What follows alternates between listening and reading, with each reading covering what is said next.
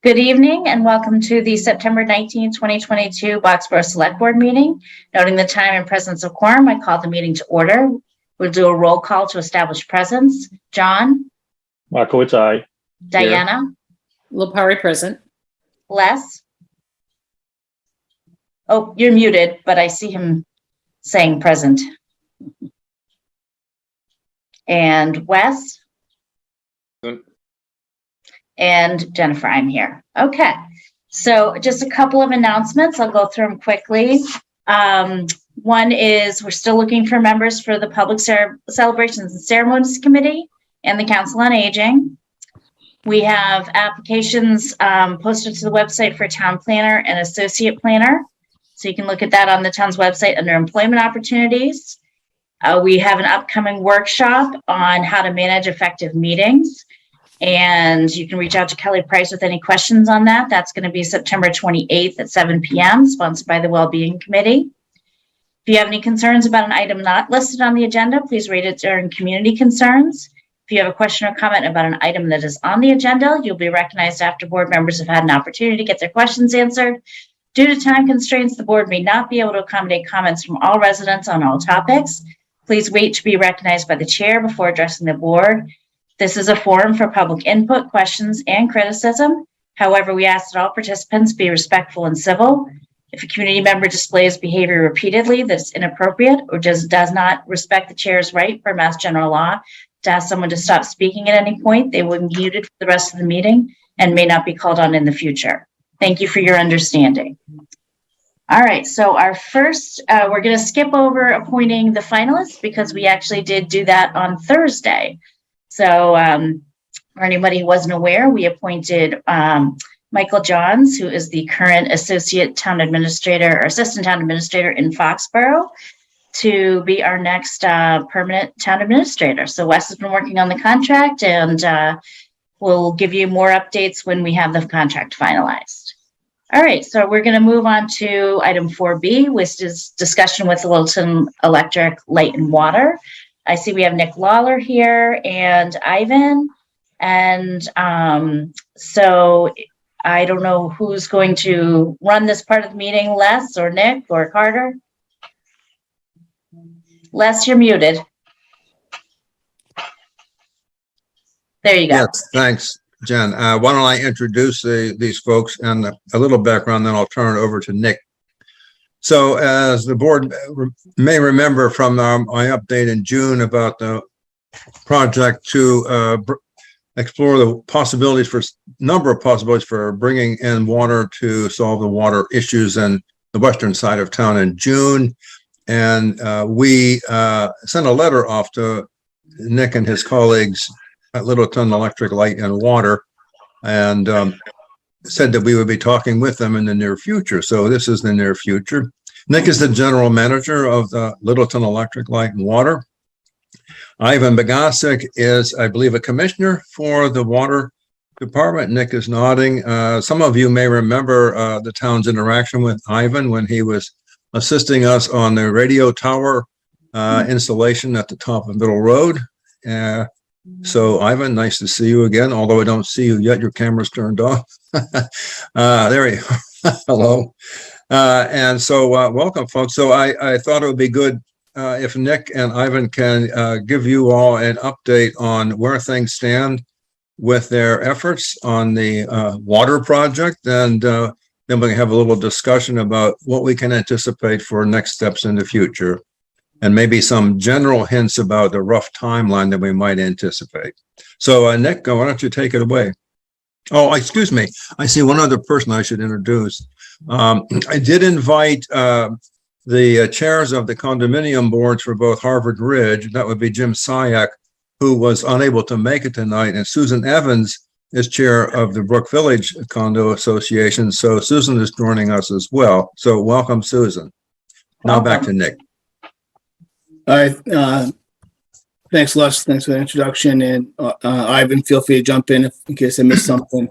This has been something I think we've been working on for almost 2 decades now, though it's changed quite a bit. Maybe in those 2 decades, I think the contaminants have gone from salt contamination to now PFAS and salt contamination.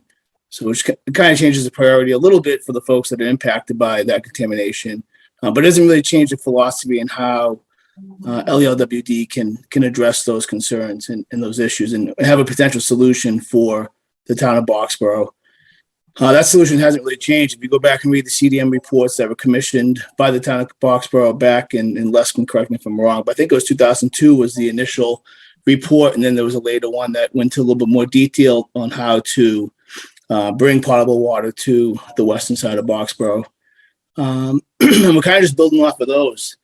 I think the last time we spoke, we hadn't had affirmative commitments of support from both Harvard Ridge and Brook Village. That has changed.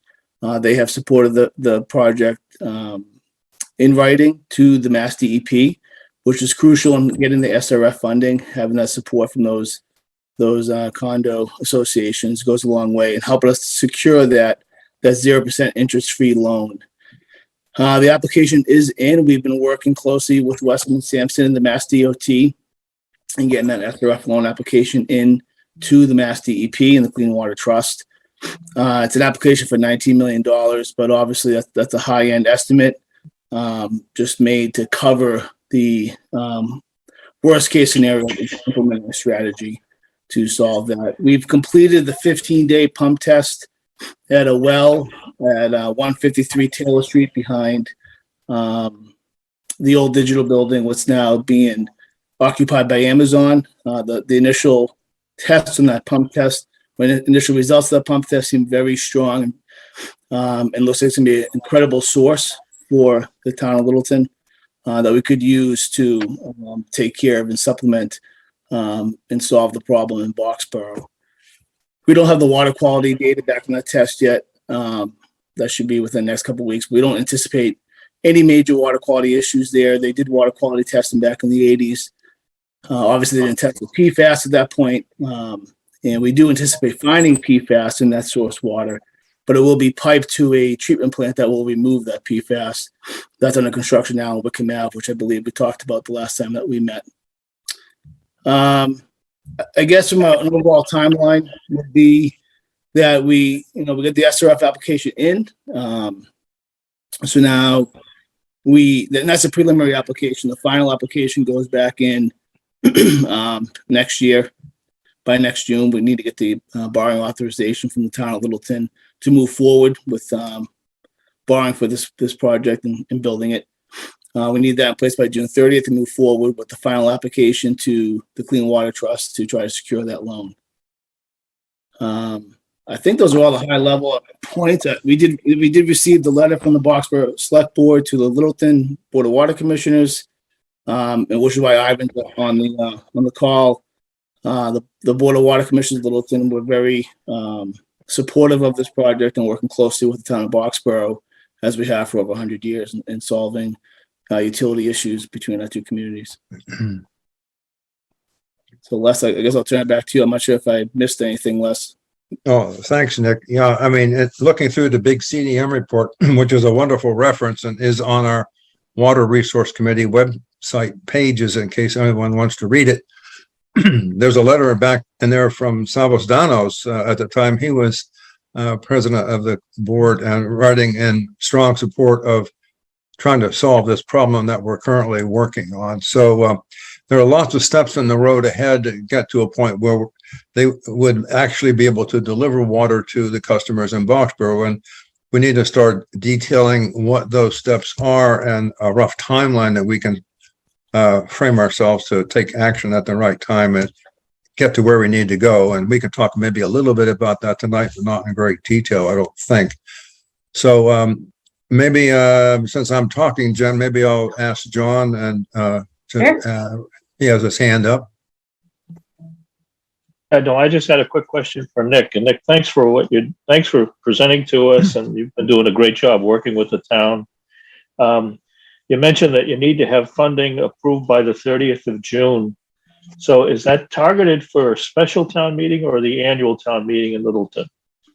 That would be annual town meeting. It's typically the first Monday of May. Okay, thank you. Yeah, I just had a quick question, and maybe you said it and I didn't hear it. You mentioned land acquisition. What land acquisition?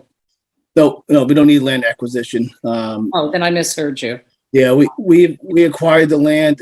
We did acquire the land already. It was part of that 153 Taylor Street.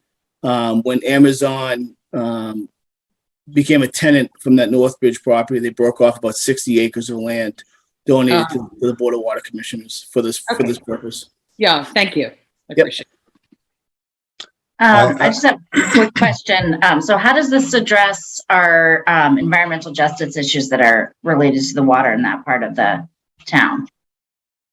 It brings in potable water. So the impacted area is the environmental justice area of Boxborough, which is Carbon Hill and Swanson Road, and that's where we targeted to bring the distribution main. It hasn't been designed yet, so obviously it's still preliminary, but that's where the issues are. Great. Well, Thank you. it's more than that too, and because although we have not yet gotten to do the detail analysis, it's almost certainly going to be true that solving this water problem the way we're going about it, where everybody gets to get water, clean water delivered from Littleton Water, will be much cheaper to the end consumers, which you can view either as the condominium owners or the individual occupants who will then have to pay assessments on their own property. It'll be much cheaper going this way than if we do not, and they will individually have to address their own local problem, which is more than just water. Actually, there's an issue with the proximity of their wastewater treatment systems and their current wells.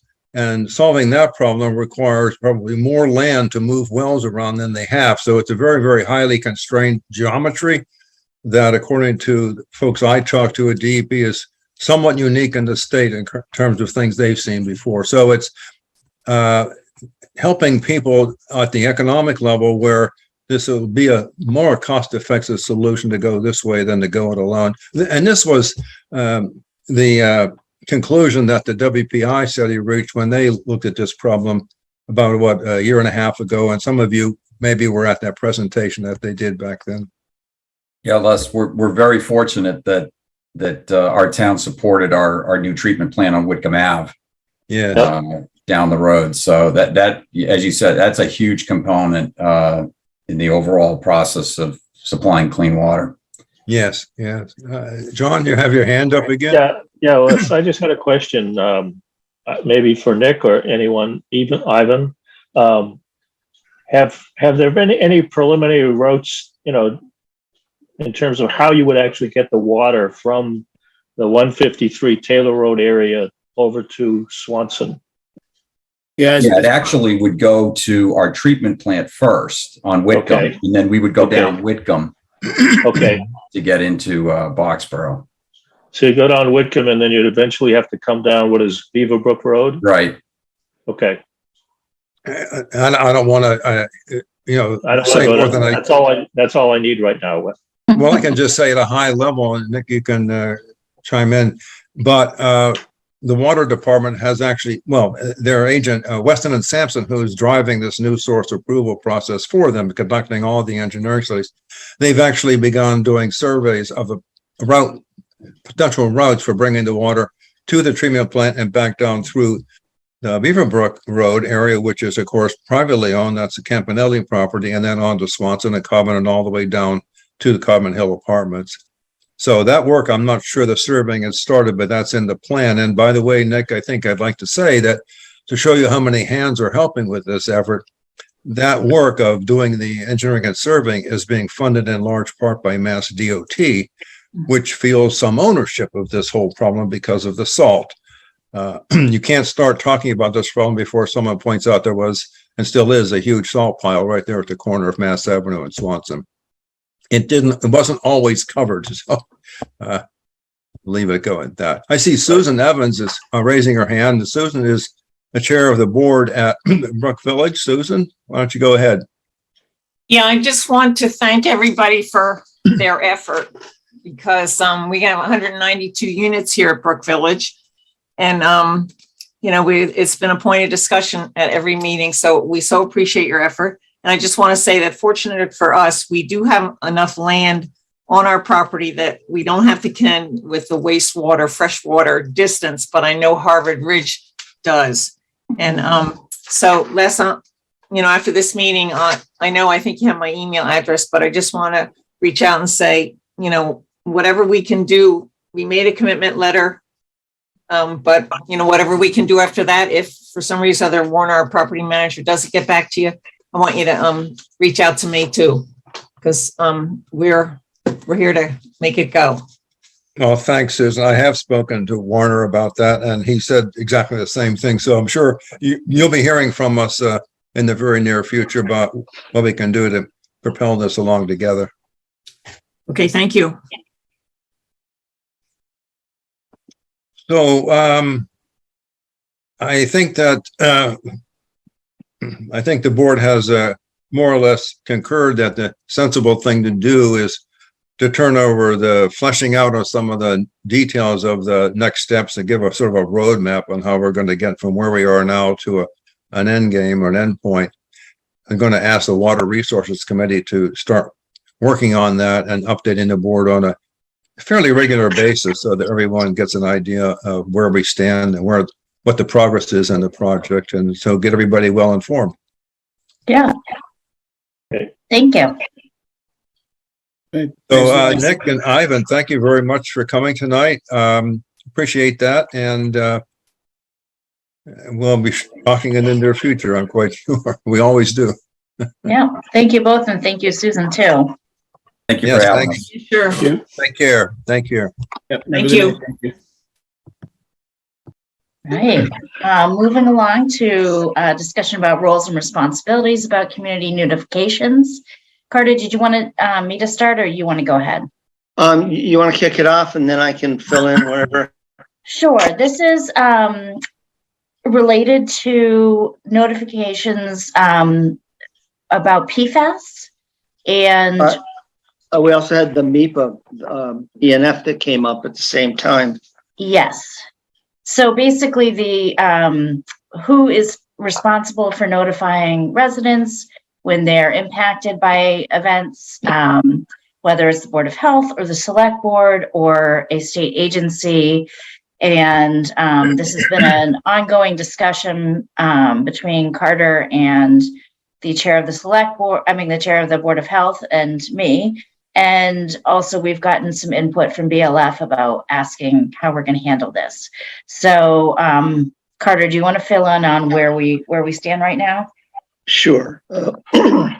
We had two events occur a while back. One was a notification with respect to some environmental notifications to MEPA, the Massachusetts Environmental Policy Agency. And secondly,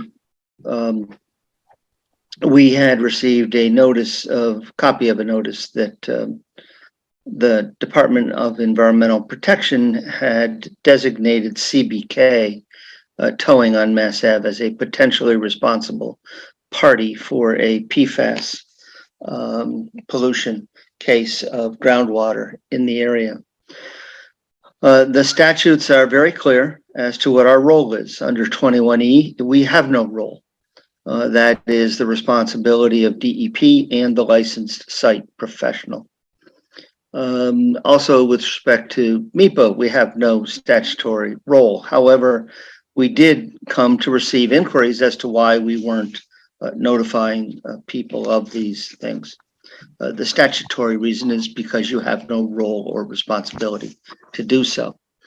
However, we did put on the town's website access to the MEPA information and referred the question of notifications to the Board of Health. They did have a discussion at their meeting last week. I wasn't able to be present and it's not taped, so I don't know exactly what happened in detail. But I do know that they have reached out to the Department of Environmental Protection and to the best of my knowledge, invited them to their October meeting. I had a lengthy conversation with the DEP representative today who was quite curious as to why they were getting this invite, because the community has no statutory role in the 21E process unless you are specifically designated as a potentially responsible party. With very limited exception, communities rarely, as a body politic, get involved in the process. The statute spells out very clearly the responsibility of the licensed site professional to make all these notifications, the responsibility of the designated party to provide water, provide treatment systems, and the like. There have been a couple of very rare circumstances where the community, for some reason, was the driver. One of those came from the community that I managed, where actually there had been other identified issues on the site even prior to DEP's involvement. And in that case, because we were already sort of leading the charge, if you will, we continued to have the neighborhood meetings, invite DEP and such.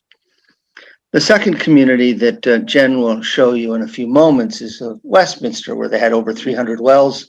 Wells tested out in the 1,000, 1,500, up to 5,000 parts per trillion, and the statutory limit is 20. Jen, can you bring that up for a moment, please? Yeah. Thank you. Can you see it?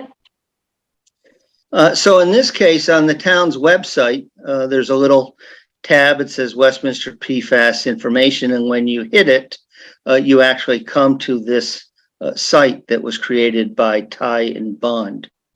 This site is the only known instance in which a licensed site professional was DEP negotiated with them, created a specific page because the information was flowing relatively quickly. There was some problems with the chain of communications. I think we're all set there, Jen. Okay. DEP's concern is severalfold. One is there's a statutory process that is laid out, and they, I think, feel it would be best to follow that process.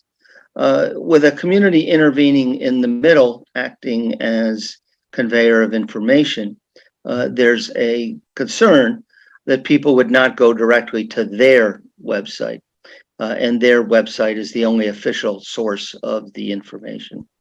And if the town were to get into the point where it's kind of communicating some things, it forgets some things, it communicates things inaccurately, the concern that was expressed today was that it could leave us with a state of confusion. Now, we could always put on our website pending projects. We could create some tabs to lead people to the appropriate websites. But there is some general, I would say at this point, confusion, conversation about when we get notices such as for 1414, when we get a notice such as, in this instance, CBK being a potentially responsible party. What this body considers its responsibility, or the town's responsibility, to become the conveyor of this information to people when it is perhaps not readily available. We could remedy that by creating some portals on the town's website. But what is our responsibility? Particularly, the issue becomes a challenging one when, as a select board, perhaps it is not your role. Once we got notification, the subsequent notifications all flow to another independently elected body in your community. And then we have a third elected body in your community involving themselves in communications back and forth with DEP. So I think that at this point, it would be helpful if we could have a conversation about how you view our role, perhaps beyond creating these portals, and what you would like us to do so that we have some more clarity at the staff level, and also we're not imposing this body into the business of other elected bodies within the community. Jennifer, does that kind of cover everything? That sums it up.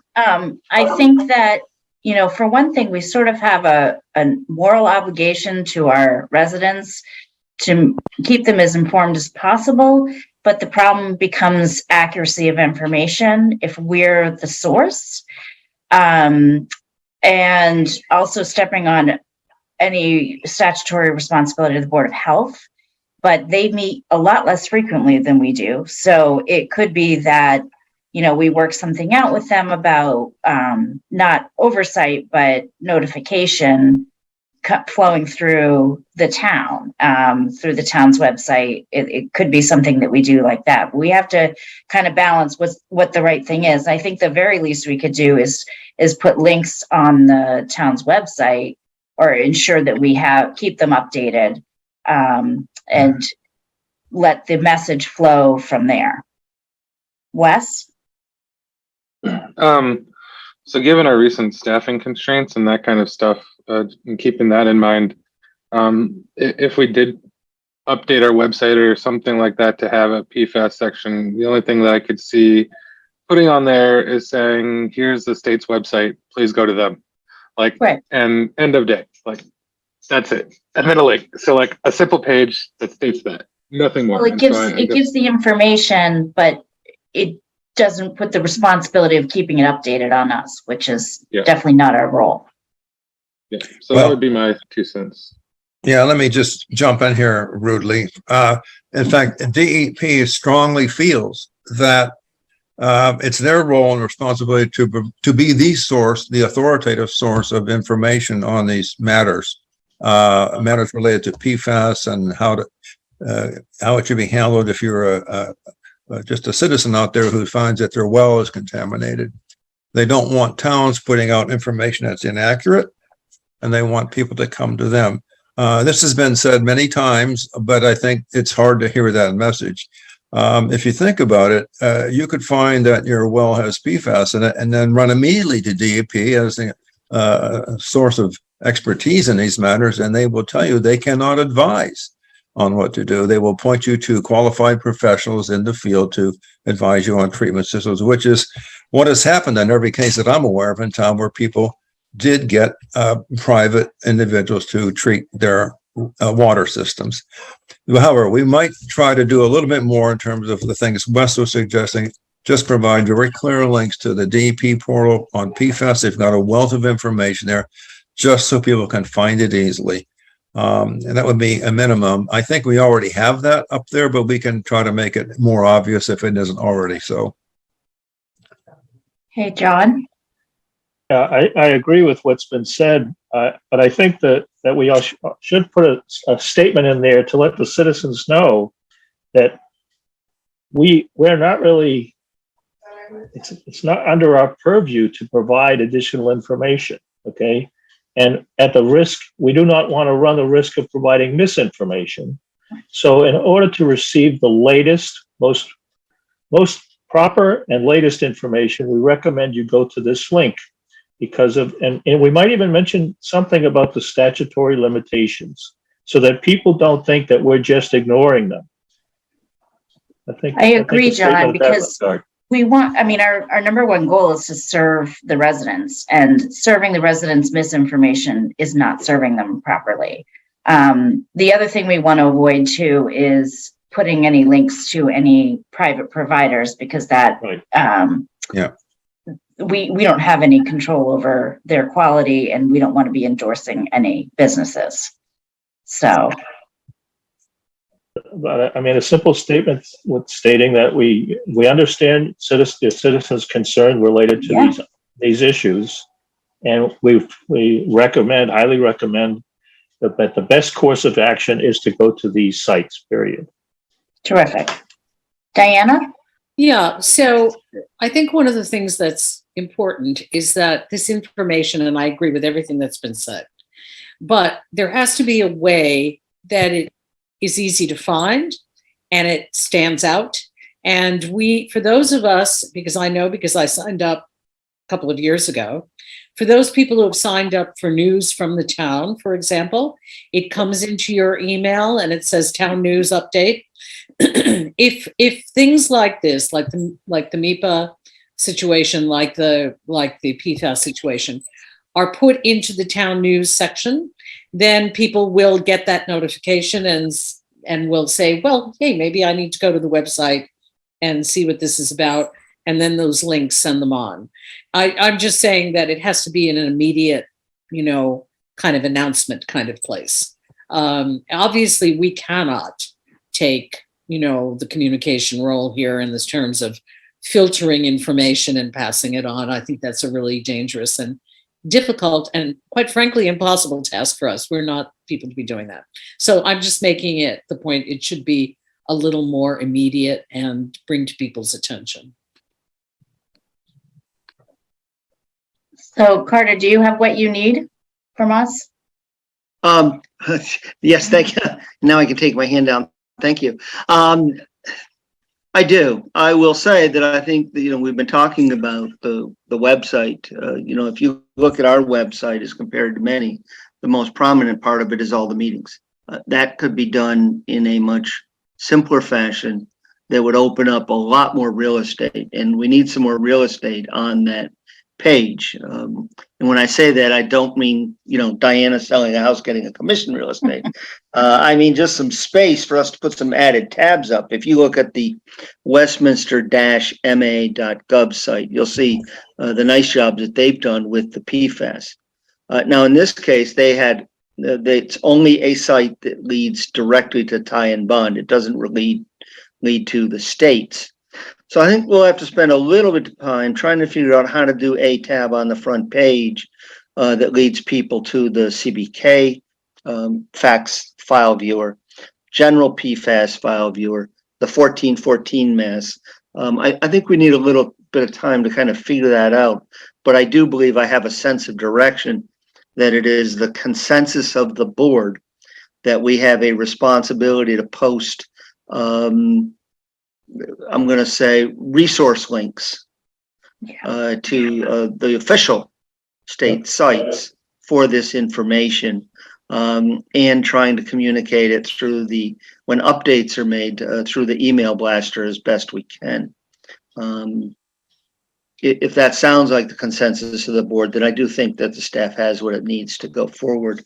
And I believe it covers both the specific issues at hand and Diana's comments with respect to the email blaster, which I think are well taken. Diana, and then Mark Schultzman. Just very quickly, and I know this is not on our agenda, so I'm not asking for discussion, but I just want to put out there that this is one of the primary reasons why we need someone in this town to handle IT. The citizens have to start thinking about the fact that we need to fund a position that handles these kinds of things. So we do have someone who is devoted to the website and to communication, which is crucial in this day and age. So I'm just making that comment.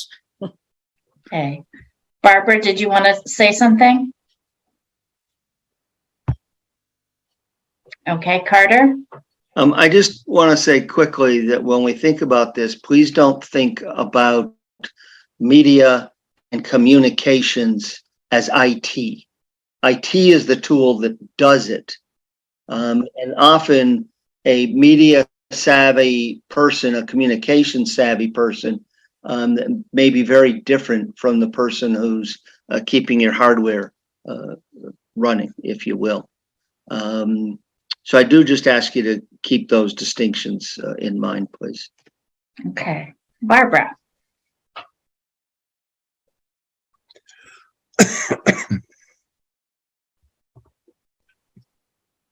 Okay. Yeah, thank you for taking this up. So, the community, I'm wondering if there shouldn't be a point person in town who takes on these different situations, such as the CBK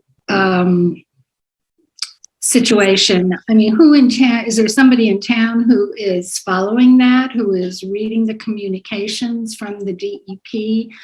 The citizens are very confused. They have gotten a very, very skeletal information about this, and communications seem to be flowing to different committees. I think, and personally, I'd like to see a point person that's following this and knowledgeable that we could ask some questions about this.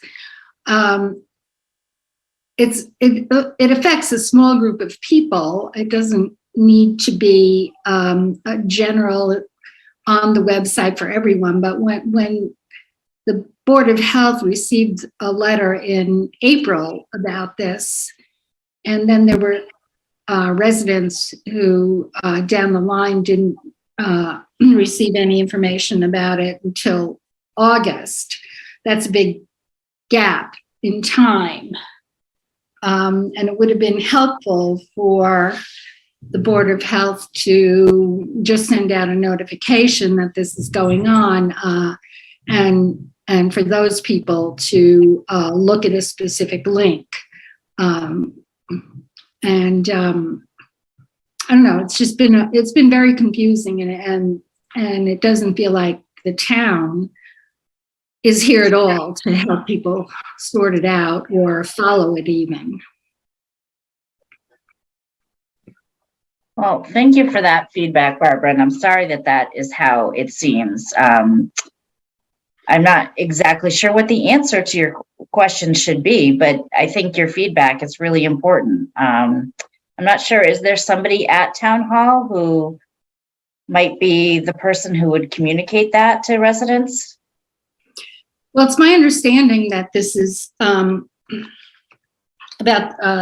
is the Board of Health primarily, and I would assume that the Water Committee, I'm hoping that they are following this also. Are they less?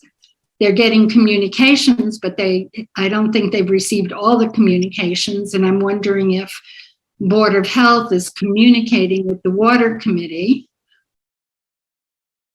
We do communicate, and we communicate with DEP, but as you heard earlier, DEP is very concerned that they're the authoritative source on anything that's communicated out to the community, and they don't want mixed messages getting out there. So I think their preference would be to see something like Carter was describing, where we provide a very obvious, easy to find portal or link to their authoritative source on PFAS or whatever other water issue you might have, and let it go at that.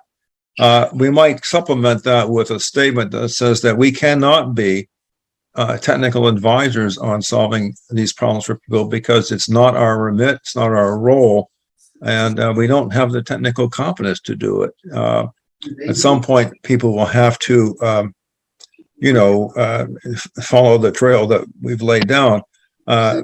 This is very interesting because you think about if someone's getting water from a municipal water system, a public water system, then the owners and operators of that public water system, be it Harvard Ridge or Brook Village or Carbon Hill or the Hager Well in town for a few customers like the school and the library, they're responsible for meeting all the regulations that DEP puts down on water quality, which are exactly the kind of things that one would have to adhere to.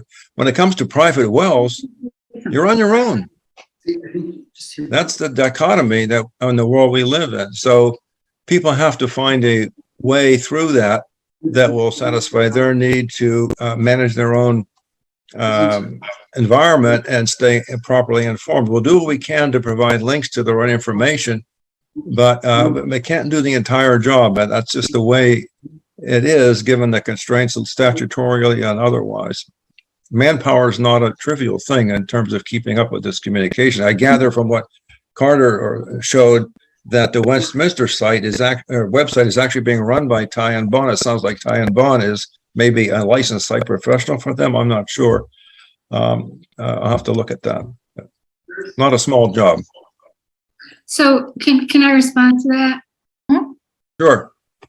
So I wouldn't look for any advice from the town at all.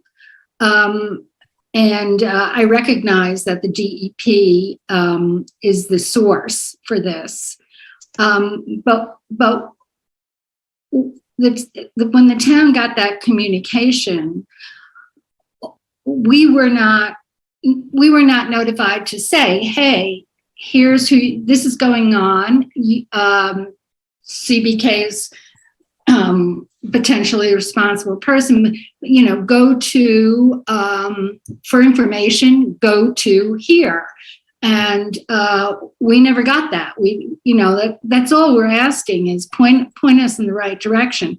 I wouldn't expect the town to be advising me at all about what's going on, but just that this initial communication went out. Mhm. And it would have been helpful if the specific people involved, not the whole town, but the specific people involved were notified that they'll be receiving a letter from the DEP and from the LSP. And here's the website that deals with this particular problem. So, and here are the people to contact. And I wouldn't expect that anybody in town hall would be advising me, but I would hope that somebody would say, hey, we know what's going on, and this is where you should go for your information. Okay. John? Yeah, I just, I think Barbara's request, my interpretation of Barbara's request is a simple information flow. And I think the fact that the Board of Health may have received a letter at a certain date regarding this issue, somehow just letting the general public know that we've received this letter, and the only action that we can take is to point you to the DEP site because they have jurisdiction. And so the question might be, does the Board of Health require some kind of support from Town Hall? We may not have the resources right now, but as an elected board, are they an elected board that is not receiving support from anyone in Town Hall? Whereas the planning board has support, other elected boards, I'm trying to think of what other elected boards we have. And is there someone that can help with just the communication on a very limited basis? That's my only thought. Well, I can talk to the chair of the Board of Health and see if we can figure out communication. Diana, then Carter. So that is the basic thing. I think what Barbara was just saying went a step further, which was to notify the people involved. Mhm. First of all, I'm not sure that the notice that the town received or the Board of Health received specified what people were involved, what specific addresses. I doubt very much it did. But even if it did, then you're asking for a real one-on-one kind of communication, which I do not believe the town has the ability to do, nor should it do at this point. Putting a notice out there that there are PFAS issues and that you should, that has been discovered in the town, and you may be involved, and therefore you might want to take a look at the website. That's a general kind of announcement. I think really and truly that is all we are capable of doing. To be a point person, and I think that's what Barbara is saying, or have a point person in town to handle this information, it goes beyond not just our responsibility, but also our ability to do that without getting in the mix in this issue with the DEP. So I would say, unfortunately, I think really just the notification we've received something is really about all that we can really do. Carter. I think that's all I was asking us to be able to post. Yeah. We do have support for the Board of Health, which works to the extent of their availability upon the direction of the Board of Health. We don't take it upon ourselves to perceive staff actions on their part without instruction. So when you first get a copy of a notice, the DEP sends a notice to someone, junkyard in Spencer, a factory in Templeton, a gas station in Marlboro. You get a copy of the letter. That's all you get. You don't get a map of impacted people. You don't get a list of people to notify. You would have no way, unless you were to start guessing at it, to try to identify who might have been impacted. Now, that letter is going to say to the potentially responsible party, you have to do X, Y, and Z. And it might say something like, you have to supply water to the locations that have tested positive. You don't get the letter to those people. You don't have the list. So that there be an expectation that we can somehow keep diving down to distribute this information directly into the hands of impacted people. You're not going to have the information to do that. That is the responsibility of the licensed site professional retained by the potentially responsible party. And that site that you saw was created by Ty and Bond, not for the town of Westminster, but as a result of Westminster trying to keep up and get the information out, and sometimes getting it wrong or not getting it completely. And so DEP sat with the town and with Ty and Bond and said, okay, we need a better site that will work because we need Westminster. I'm not using DEP's exact words, but I'm trying to capture what I thought I was hearing today. We need the town of Westminster out of the business of trying to be point person on there because it's not working well. So we could certainly create a functional method of getting up on the website, but getting it and then getting it out via email blasters, hopefully well written and good subject line that would capture some people's attentions. But even at that, if you put up on the website and you send out an email blaster of Harry's gas station gets a letter for PRP, no one's going to know what it means to them, and you're going to have this same situation.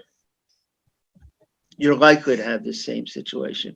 So I need you to understand the limitations on the information you're getting from DEP. Okay.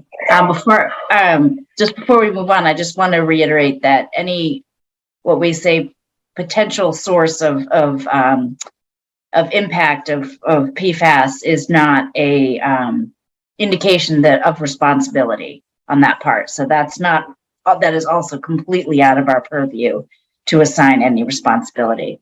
Ken? Oh, we need to unmute you. Hold on one second.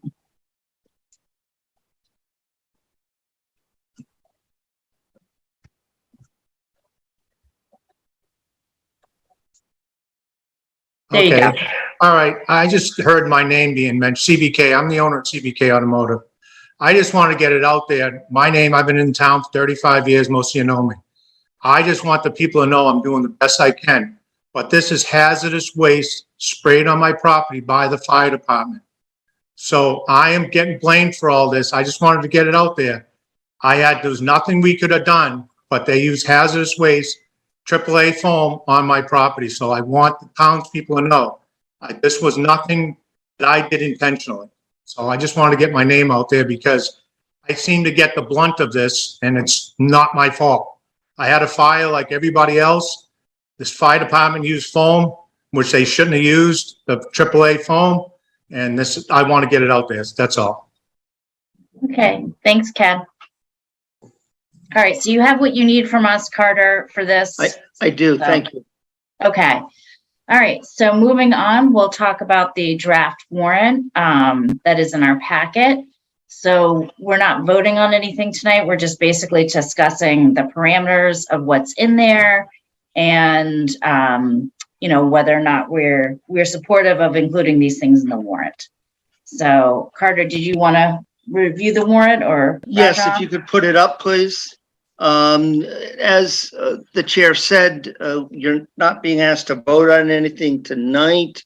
What I wanted to do was to walk you through the potential articles, the way they've been structured, the way they've been funded. We will have some comments as we go through them. This is what I would call an evolving document. So the first article. Can you see it? And John Fallon advises me that the instructions or the comments in the page just prior to this says that the consent article will be taken up after Article 1, but the former moderator has advised that there is precedent for this to be taken up within the consent article also. So that again will evolve, as will the correction of any typographical errors and such over the coming 2 weeks or so. So we had a bill that was not processed by the end of the year. It comes to a little over $4,800. We explored some other ways to pay for it, and those were not readily available. So we will need to do it this way, and we're proposing to take this from free cash. Your free cash has been certified in the neighborhood of $2.9 million. Happy to answer any questions as we go through this. If you want to do them one by one, whatever So the just chair's raise your hand pleasure if is. you have a question. Otherwise, I'm going to just let Carter keep talking. Okay, Article 2 remains, unsettled. This is exactly the way we did it for the annual town meeting.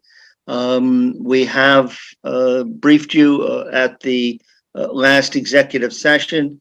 Happy to answer any one-on-one questions on this tomorrow from you, but not much more I can add tonight.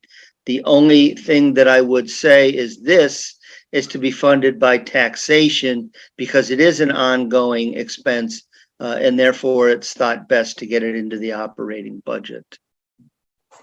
Okay. So now let's talk about some things in the FY23. Oh, Wes has a question. Sorry. No, it's just about this one. So I'll let Carter go first.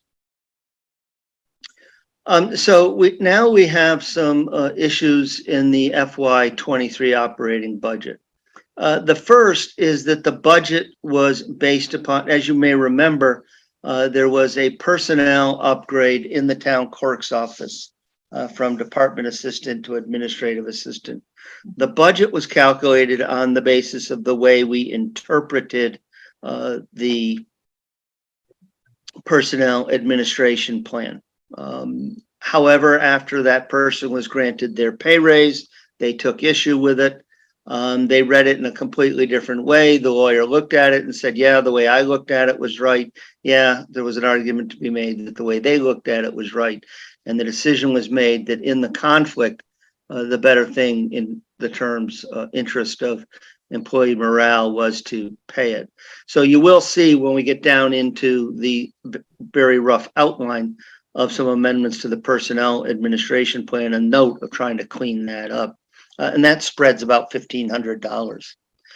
In the personnel on the assessing side of the house, you may recall that the department assistant was to be split partly between assessing and accounting. You may recall that when we did the staffing plan, the assessor made a strong argument for more hours, and the board said, nope, not right now, maybe down the road, but for now, this is the way we're headed. When we presented the revisions to staffing for the accounting office, we told you that this would need either a transfer or funding because we're now going to go to 100% of the hours on assessing. So that differential there will be around $4,900. We're asking for $6,000 at present in the office of the treasurer collector. That is where I would hope to designate the current treasurer collector as finance director. That position exists. This is the salary for that position. We simply hadn't budgeted it. We hadn't budgeted for all the reasons that I've laid out a couple of times now, which is we had hoped to have a full-time in-house accountant, 3 people in-house who could meet readily and perhaps with more experience. And also we had hoped that if you will, the deck was a little bit clearer for the incoming TA and would be able to do some of that. However, You know that neither of those has worked out. We have had to take a different approach to accounting, not for lack of advertising, but just because it's the marketplace, and you also know what's on the plate of the incoming TA. Legal expenses are question marks right now. We're not very deep into the year, and the legal bill for July was $15,000 by itself. Now, around 3,500 of that was Sergeant Road, and we're able to bill that off to Sergeant Road, but that still left 11,500. 5,000 of that, $5,000 out of 11,500 was for public records requests and open meeting law violation complaints. I hope those will calm down. That has not proven so far, but you know, we haven't gotten into some of the other media issues that council will yet need to be involved in. The final work on the collective bargaining agreements. It always gets expensive when we run into the town meeting warrant review representation there. We've got some court litigation still going on, and that did not include any of the land use council bills. Those have not hit our desk as of yet. So there's no doubt that we had asked for more funds for the legal budget. There's no doubt in my mind we're going to run over. I think in the next week or so we need to, you know, talk about how we want to approach that. It's unlikely in my mind that you'll make it until the annual town meeting.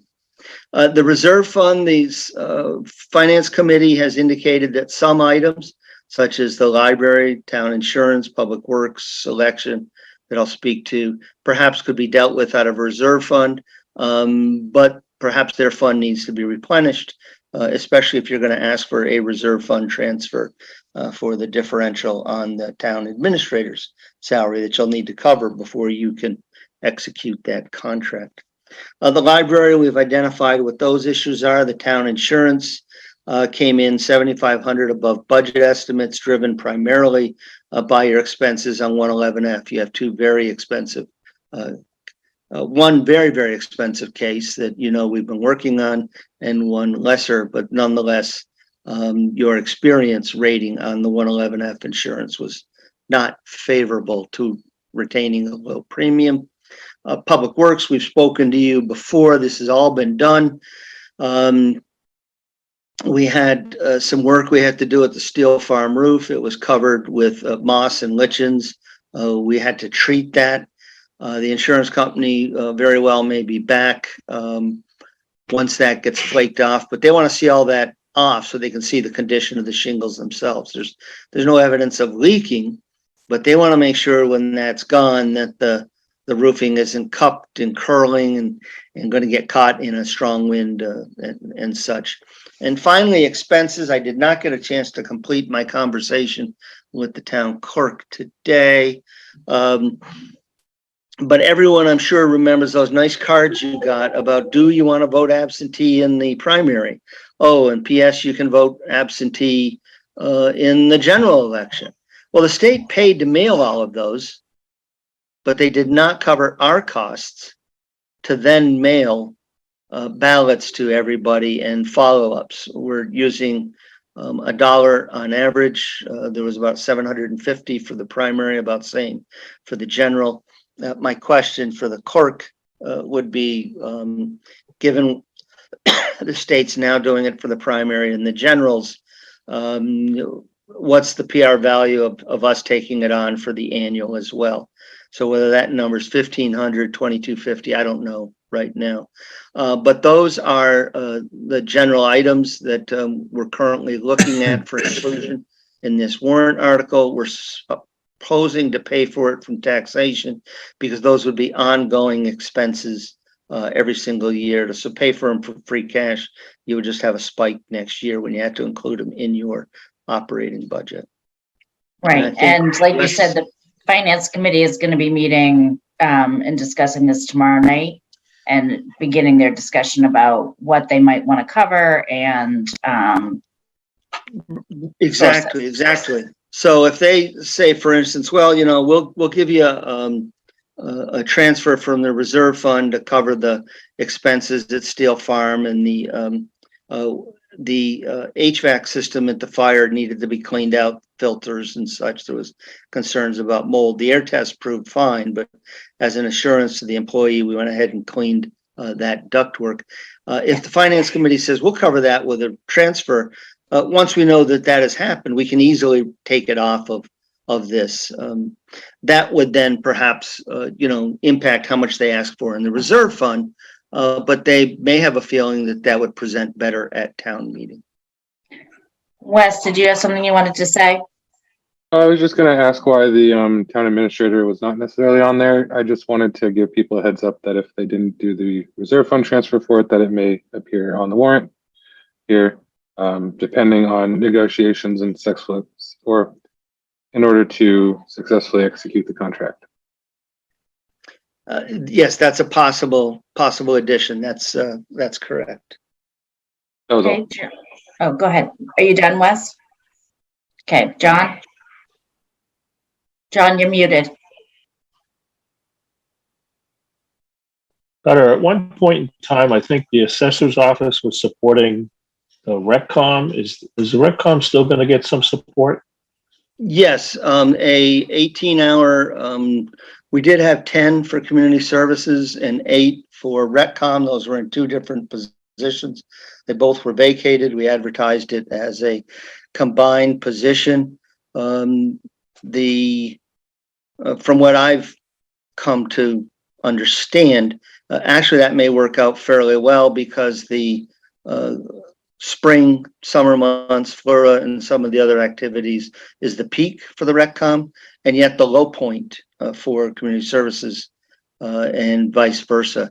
So that offer did go out today. We hope that they accept it, and I don't have the start date, but assuming they accept that, and as I say, Rajan got that offer out. October 3rd.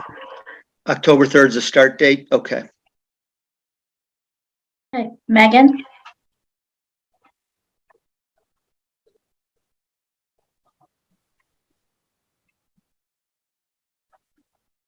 Thank you. Just a quick question on, I just happened to see when you shared the screen about the Creedon and Company tent, the RecCom in the general fund should certainly have enough to cover the 100% of this cost. So I just don't think it should be at town meeting. This was a bill that should have been paid back in June, and it's obviously the Rec Commission doesn't have a revolving fund program.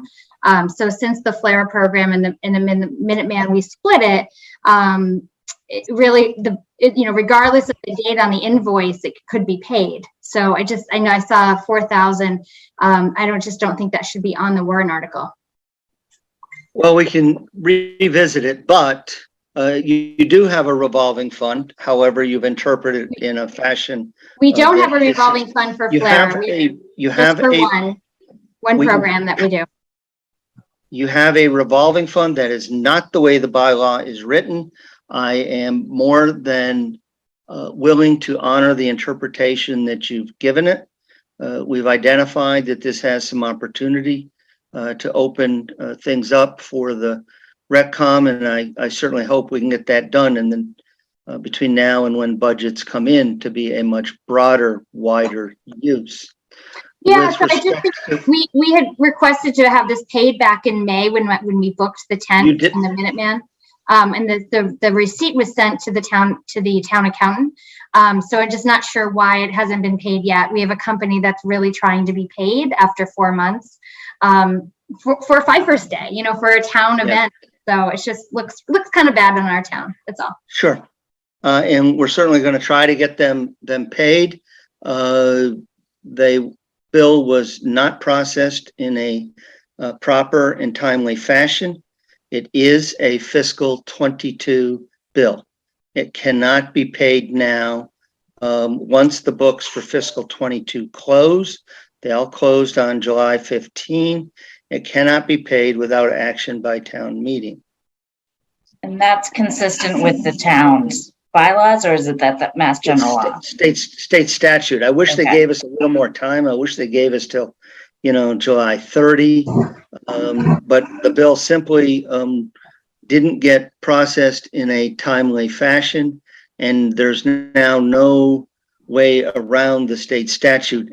And if you look at the fall town meeting or the Springtown meeting of 22, we had a couple of late bills there as well. So these that's things pretty do bad. unfortunately happen from time to time. It is unfortunate. All right, Sorry, I didn't put my hand up. I'm trying to talk. Go ahead, Les.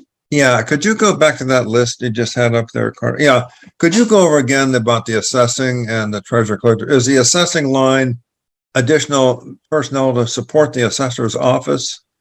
So we had a staff person who was going to support the assessing and the accounting office. Right. And the theory at that time was that you would be able to retain a full-time physically present accountant. And then you would have the person in assessing split responsibilities and provide some accounting. At the time, you may recall the assessor made a strong argument that they needed more than the 14 or whatever it was hours that were allocated.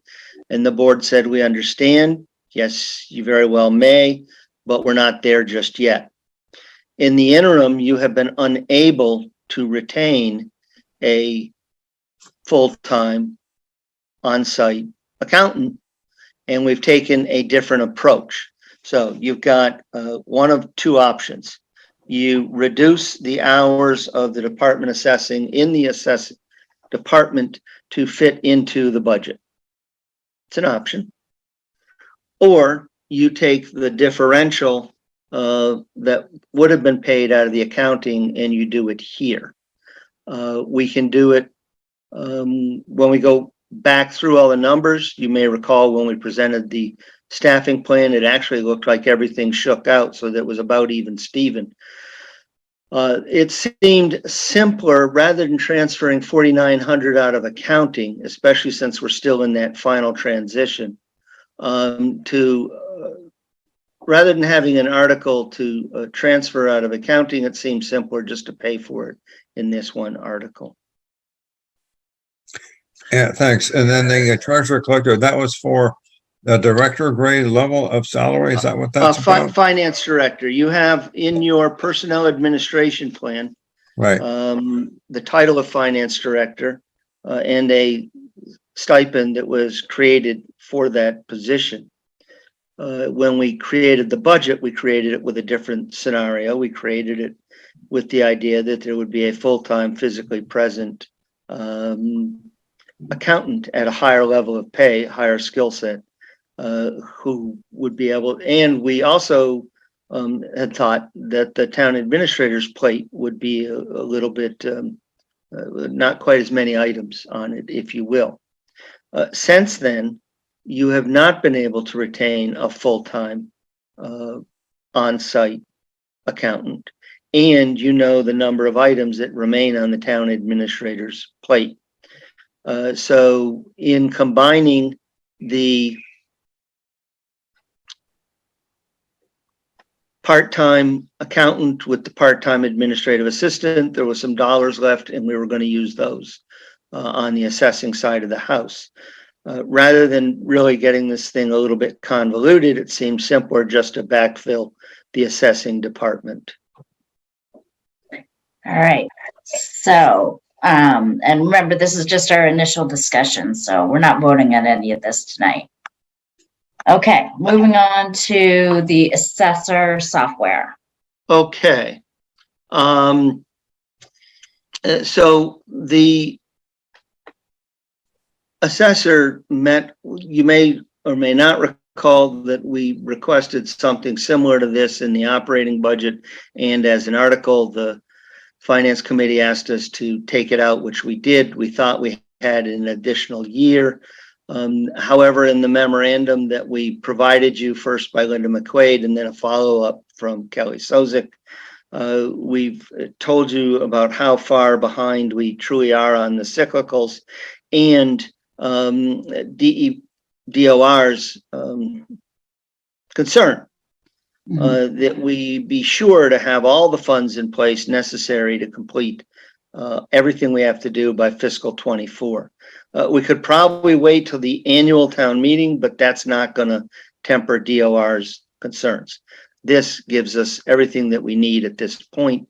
This would be an annual article going forward rather than putting monies into the operating budget and then returning them. And then in the fifth year, having a spike. This time you had a spike of 120,000 because you were so far behind on one article. Even if we had everything in the operating budget and then did a fifth year spike, you're still looking at 50 to 60 grand in that fifth year. So what we did is we took a look at all 5 years, everything you need that we think you need to do, your cyclical inspections, your commercial inspections, the interim statistical updates, all the things that are, go into creating these values. And then how much every fifth year you'd have to do for the appraisal for what we anticipate to be software upgrades. And said, okay, if it's going to cost 150,000 over 5 years, rather than having a spike periodically, let's just set aside 30,000 a year. This goes into a warrant article, and they don't expire. And then so there might be a little something left in year one. In year two, you hit that first, you deplete that account. And when you're in your fifth year, you have built up enough to deal with. Now, and there's been some suggestion we do some sort of fund or something. It's another approach. And we can talk about it with the finance committee tomorrow night, but the numbers themselves don't change. It's simply the methodology of how you budget for it. Create a fund and do it all there. Or you can put it in the operating budget and have a fifth year spike. There's a couple different ways, and we'll work through with them tomorrow night what their thoughts might be. All right, that sounds good. Let's see, moving on to, all right. Okay, and some may want to see this coming in a different approach, and that's part of what tonight's all about. We have a single article here for what we call capital and special articles. First is the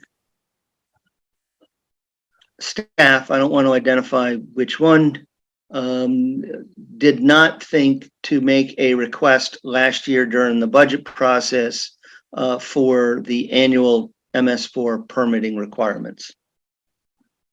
The consultant has agreed that they will complete the report for FY22 as what they refer to a good neighbor gesture.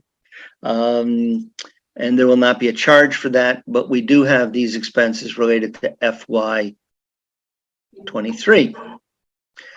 At the police department, we need to create a woman's locker room. We don't have one right now. We have funds to create that locker room, but in order to do that, we need to get material that's stored inside the police department out of the police department. There's no room to put it. This will replace some of the deteriorated storage facilities to the rear, put electricity in them and let them staff up. And once that's in place, then we can do the locker room for the female officer. The Water Resources Committee, we have the demand notice from Harvard's Sportsman's Club to remove the remaining wells. They'll have to be sealed. We may have some legal work involved and such. This is not the hardest of numbers just yet. Les has done some preliminary talking with the well driller, which helped us start to shape this. And Ed Kukula has reached out to the well driller and counsel for Harvard Sportsman Club so we can walk the site. And we hope to get this number validated or tightened up in the next week or so.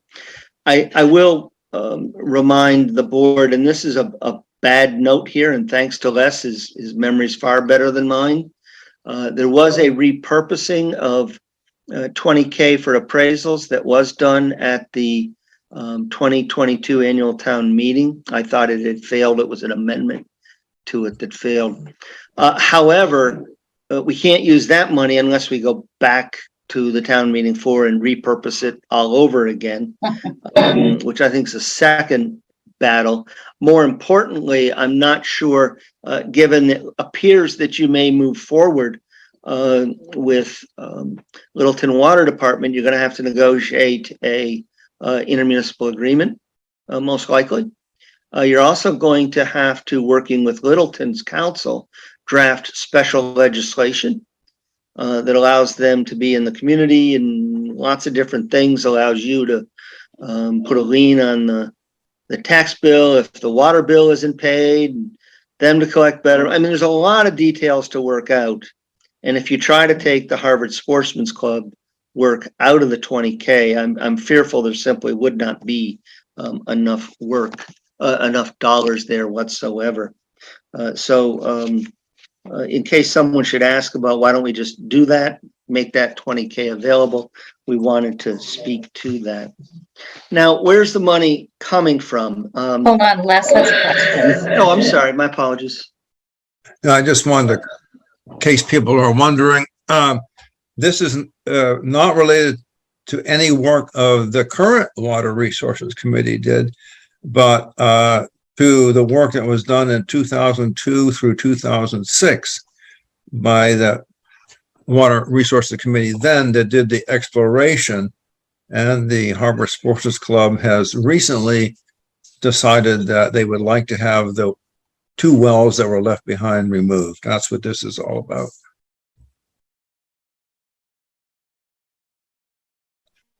Right.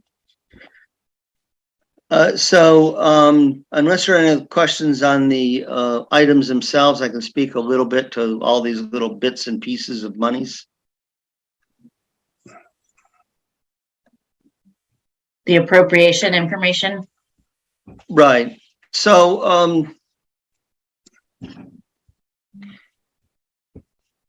you have on the books money for a variety of items going back as far as 2008. So I talked with Kelly, and we thought that the cleanest way to get rid of some of these, rather than waiting until the end of the fiscal year and then trying to close the accounts and such, would be to transfer out anything that was not currently needed. And I sent you all 3 pages today, earlier, that refer to where these come from. So in this instance, you have from the annual town meeting of 2008, $32.09 for the Liberty Trail project. You have from the town meeting of 2017, the installation of Wi-Fi for DPW, fire, and library, and each of those individuals has told me that their projects are completed. From 2018, you also have a little over $6,500 left from a project to paint the library, and Pishan tells me that that project is complete. You have $307 left from an article in 2020 to purchase gas meters for the fire department. And you have some capital items, including one. This is on page 23 of the document I sent you. There's lower right-hand corner. You had an article in 2015 that has $1,546 left in it. I was going to tap it. The chief is still spending that money, and he's committed to it. So I have to go back through here and double check the chief did tell me which items he's expended. But I do have to say, going forward, that when you purchase a piece of capital equipment in 2015, there comes a point at which you need to close the account. I mean, I will say that when I purchased equipment in other communities, you know, get an extra set of oil filters and belt hoses and, you know, tines and such. And if something pops up within 4, 5, 6 months after the piece of equipment is done, but leaving some of these open for 14 years, 5 years. So we need to include that. We need to include that spreadsheet that you sent us earlier in the updated packet. Yeah, it's on the Dropbox site Okay, now it's that in the Kelly Dropbox. does that Okay. approach. It'll be on the All right. Dropbox site. Perfect. Yep. I just want to Which make is- sure it's available to people. Yep, which is the nice feature when she moved to the Dropbox, so it'll be available to everybody. It should be there now for them. Okay, thank you. So we'll go back through and double check everything in A. That might impact B a little bit. The reason the 30,000 is from taxation. That's the MS4. You're going to have that every single year. Right. Forever, most likely. Okay. Okay, so that's why we're trying to clean out the couch cushions a little bit. Yeah, I know FinCom periodically goes through those and looks at the unexpended. Yeah, it really should be done at the end of every fiscal year. I didn't do it at the end of 22. I guess I just didn't realize how far back some of these things went. Okay, so Liberty Field. Liberty Field, I may have some good news on. The bids came in. We went back through the numbers. Not the most fun meeting your chairs ever had to sit through, I'm sure. But what we were told in that meeting was that you had $1.2 million left, of which a certain amount was needed for engineering. And in order to have a proper contingency and some alternates that were thought to be dearly needed, and I would agree that you might need as much as $325,000. However, what your engineer didn't tell us at that meeting was that there were some dollars available in another budget line item, although there's a substantial expense that's been incurred against that as well. So I have gotten some questions from Hillary today. And what I suggested to her, Jennifer, was that we get back in that room really quickly, and we put all the money that's available back on a spreadsheet, and we revisit all the expenses all over again. I'm absolutely convinced you'll still be a considerable number short, but I think right now we were not given all of the information that we needed by the engineer last week. And hopefully we can get that, and we'll obviously fix the appropriation as opposed to an approbation. And these funds would come from free cash is our belief. So beyond the fact that there appears to be a considerable funding gap at Liberty Field, and that we feel we need to go back and look at these numbers based upon some information that Hillary gave me late today. I don't have much more I can say about this.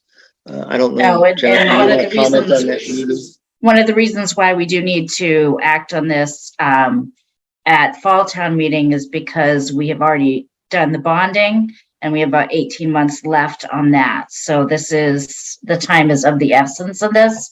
And a lot of the, adjustments were made because of unexpected price increases, which are out of our control. So Hillary, did you want to speak to that?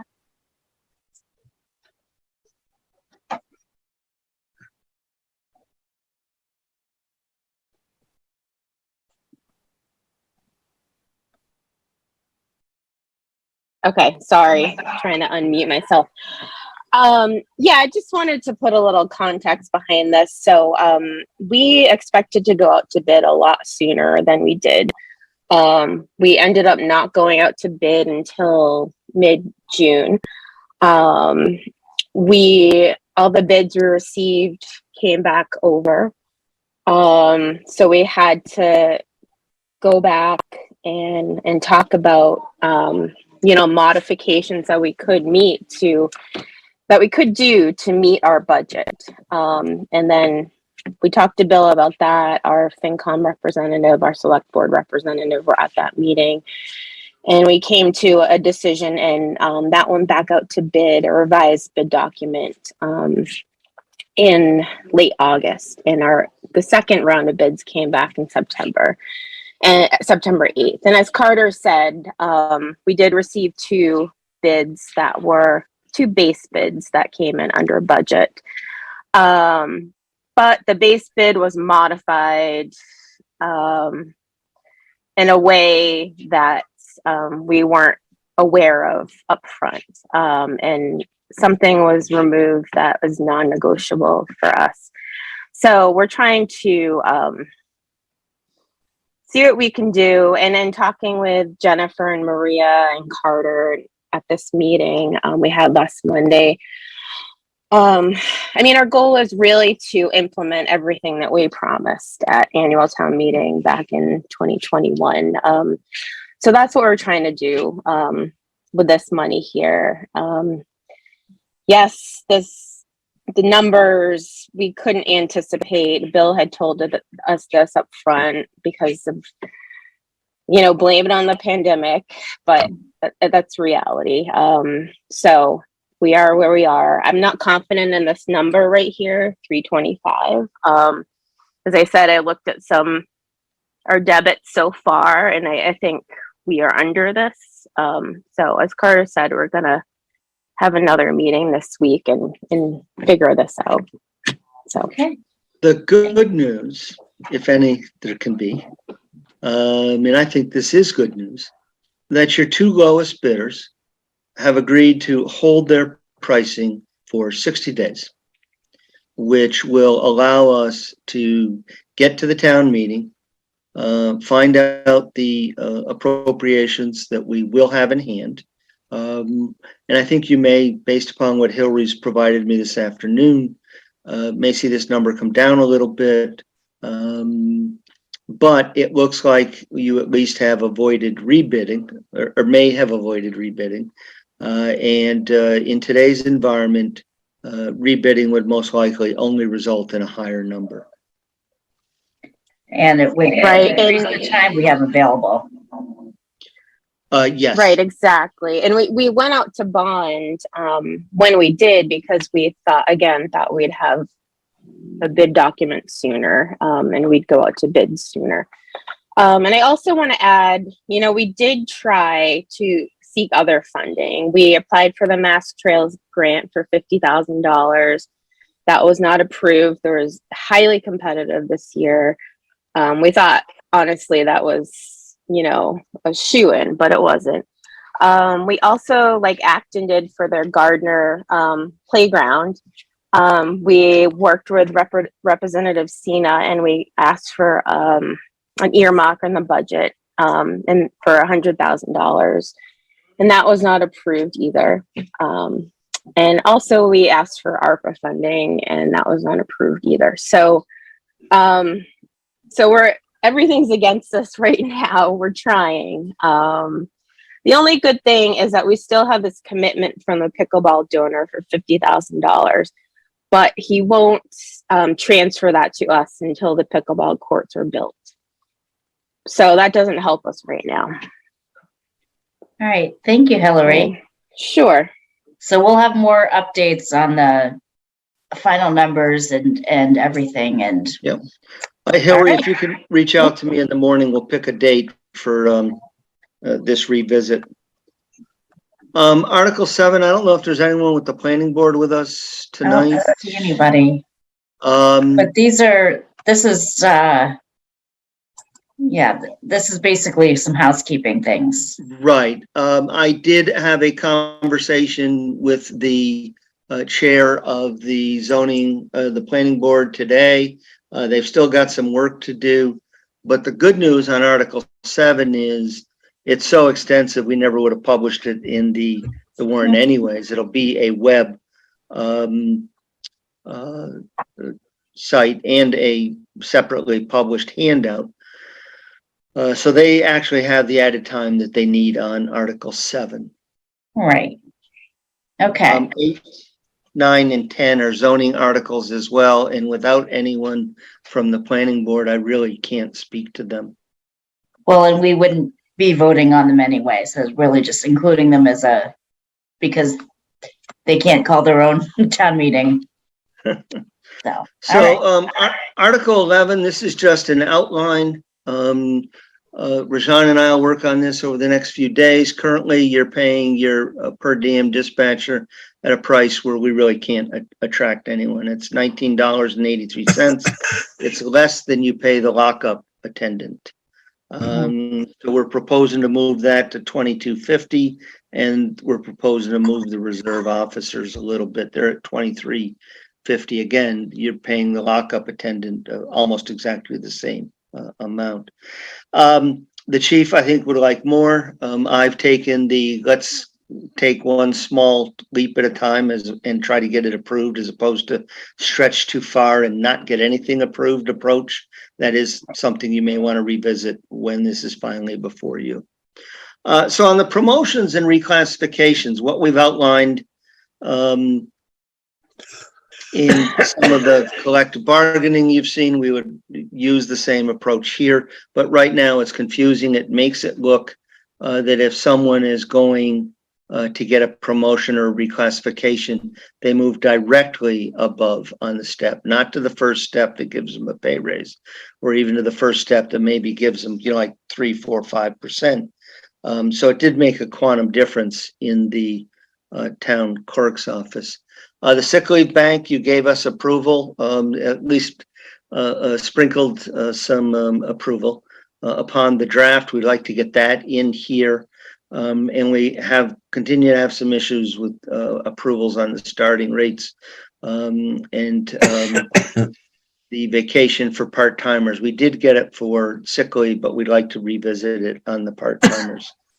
We continue to have a challenge in attracting personnel. We're not the only ones, but anything and everything that we can do, we think is important to put before the town meeting. And so watch that space. If there's something you really just don't want us to tackle at that point, let us know. We can individually, one-on-one, if you have questions, let us know. Or if you have something. It says it's submitted by the town administrator, but you'll be working with the personnel board on that? Yes, we'll work with the personnel board on that. Yes, obviously that's. So then we have 2 warrant articles that were not clear if they were actually voted for by the submitting committees. I do think I saw Rich Gazzardi with us earlier. In general, I don't normally put things on unless they've been at least voted by the committee. But he might want to speak to what this is all about and answer any questions the board. Yeah, I know he wanted it to at least be in the draft warrant, just to get it in there before the deadline. Well, and we did. That's a courtesy, but that was not submitted by the planning board. That's an error. That was clearly submitted by Rich Gazzardi. Okay, so Rich, did you want to say anything? Sure. Thank you, Jennifer. And Carter, thank you for putting it in here to clarify that. So we've talked about this fairly extensively at Economic Development. We have not voted on this specific article, but this is really in furtherance of all the effort and work that is ongoing relative to Town Center. This is a timing matter. So this did not come forward during the annual town meeting because we simply weren't, we became aware of it, but after the warrant had closed. And we became aware of this as we were going through the process of applying for grants to do a revitalization project around Town Center, which you all supported. and we've gone ahead and applied for that grant. We won't hear until this fall. This works in either case. So if we get the grant, this is something that we discovered. So basically, Urban Land Institute of New England, it's a national organization. The local chapter conducts what they call TAPS, Technical Assistance Projects. Basically, you get a team of people who are professional planners, real estate professionals, municipal employees, et cetera, and they will basically come and, as a project, spend an entire day with the community. Our contribution is $10,000. You end up getting a $30,000 to $40,000 work product out of it. It's a very focused charrette. I've spoken with our town planner, Tracy, on this. They do a really nice job. She gave me an example of one that was done in Winchendon. The reason I'm here today and not waiting for town meeting is because if we do get the grant, this is a way to maximize. So we've asked for about a $50,000 grant. For $10,000, we can get 50 plus another 30. We're getting like $80,000 of value, and this would be the starting point. They could do this within 30 days of us getting the funding. They'd come in on a Saturday. It'd be a all-out blitz with the town, land walk, really explore what the town wants, the citizens of the community. They would then go into a private session and develop recommendations and come back to us with recommendations and an action plan that we would then use to bring to the grant award that we received and have the consultant really help us work from there. So we're not starting the grant from ground zero. If we don't get the grant, we really need to show for the next grant cycle that we've done something to really move the ball forward when it comes to town center. And that grant cycle starts up in the spring. So if we wait for next annual town meeting, we're back in this cycle again if we haven't done anything, right? So I do believe, in talking to Tracy, if we don't get the grant this time, after between the UMass study we've done and then doing something like this with ULI, we really are setting ourselves up to have a very compelling story that we're serious and we're on a path to doing something meaningful in town center revitalization. That's what this is. Well, thanks, because my question was going to be why not wait till town meeting, or annual town meeting, so I appreciate that. Now, I just personally learned the word charrette last week at BLF, so if you could just explain that for those of us who are a week behind me, that would be great. Sure. It's like it's a deep dive. What we call at work is a deep dive, or a really focused session where it's a working session where you're getting input from various people within the community. You sketch different ideas out. It becomes a brainstorming that then becomes an identification of what the key concepts are. And it really is I'll call it an all-out blitz, where you're getting that input and then you're coming out with an action plan and an output. That I'm not an expert at it by any stretch, but that's what I understand a charrette to be. Thank you. All right. Any other questions and has this been voted on by the EDC? We've discussed it at length. We have not voted on it. I will vote on it when, if you tell me it's got to be done by X date, I'll schedule a meeting and we'll do it. I mean, I think we next meet in 2 weeks, but I can make that sooner if we need to. I think we need when do we need the final language? I don't have that in front of me tonight. Kelly, do you have that countdown calendar?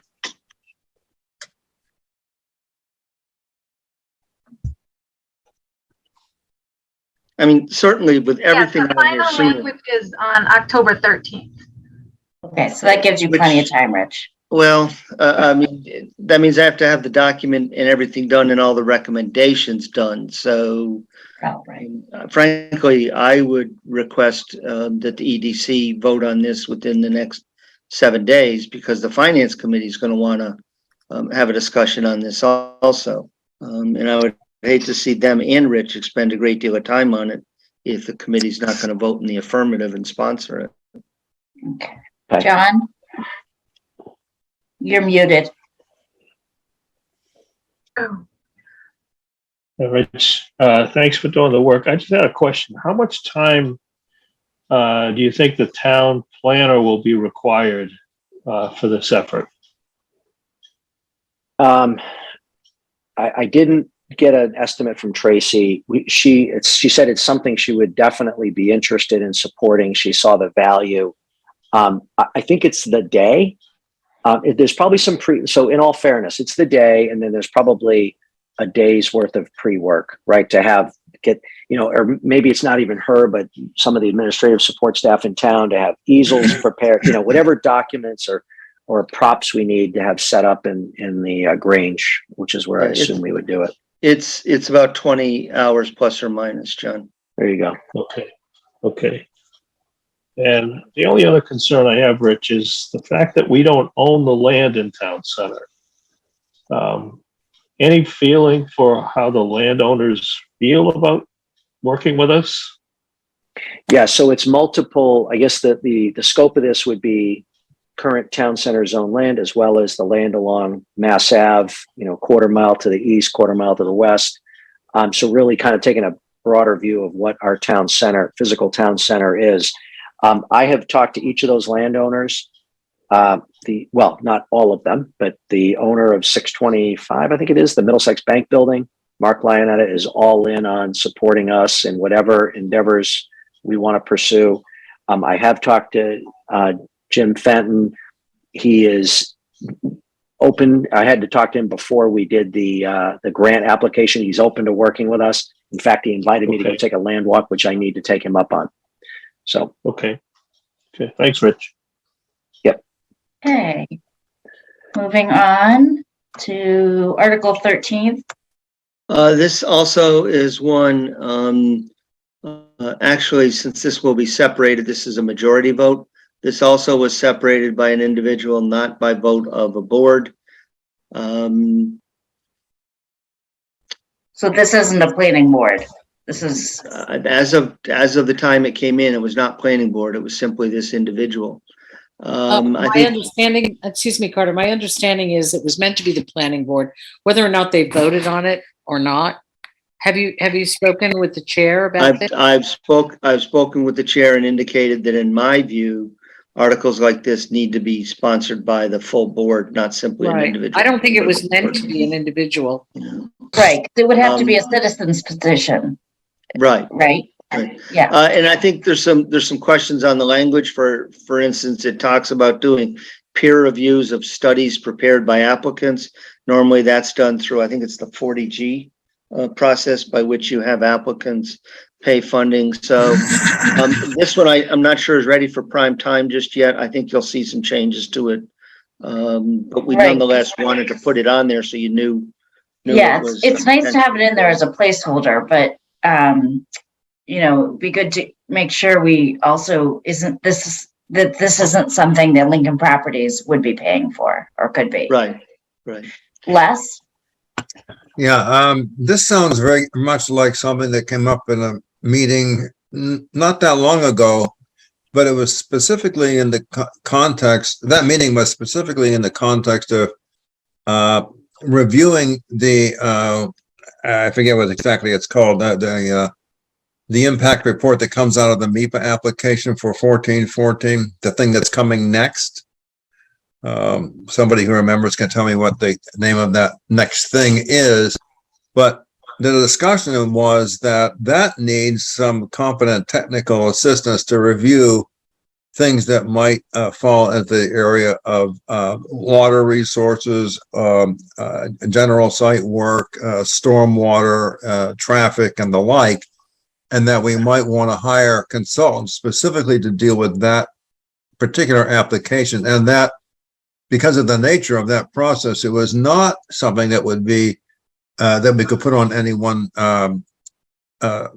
proponent of under ordinary site plan review. That's my recollection. So my question here is this intended to be a general fund for this type of work, or specifically directed toward the work that's coming regarding 1414?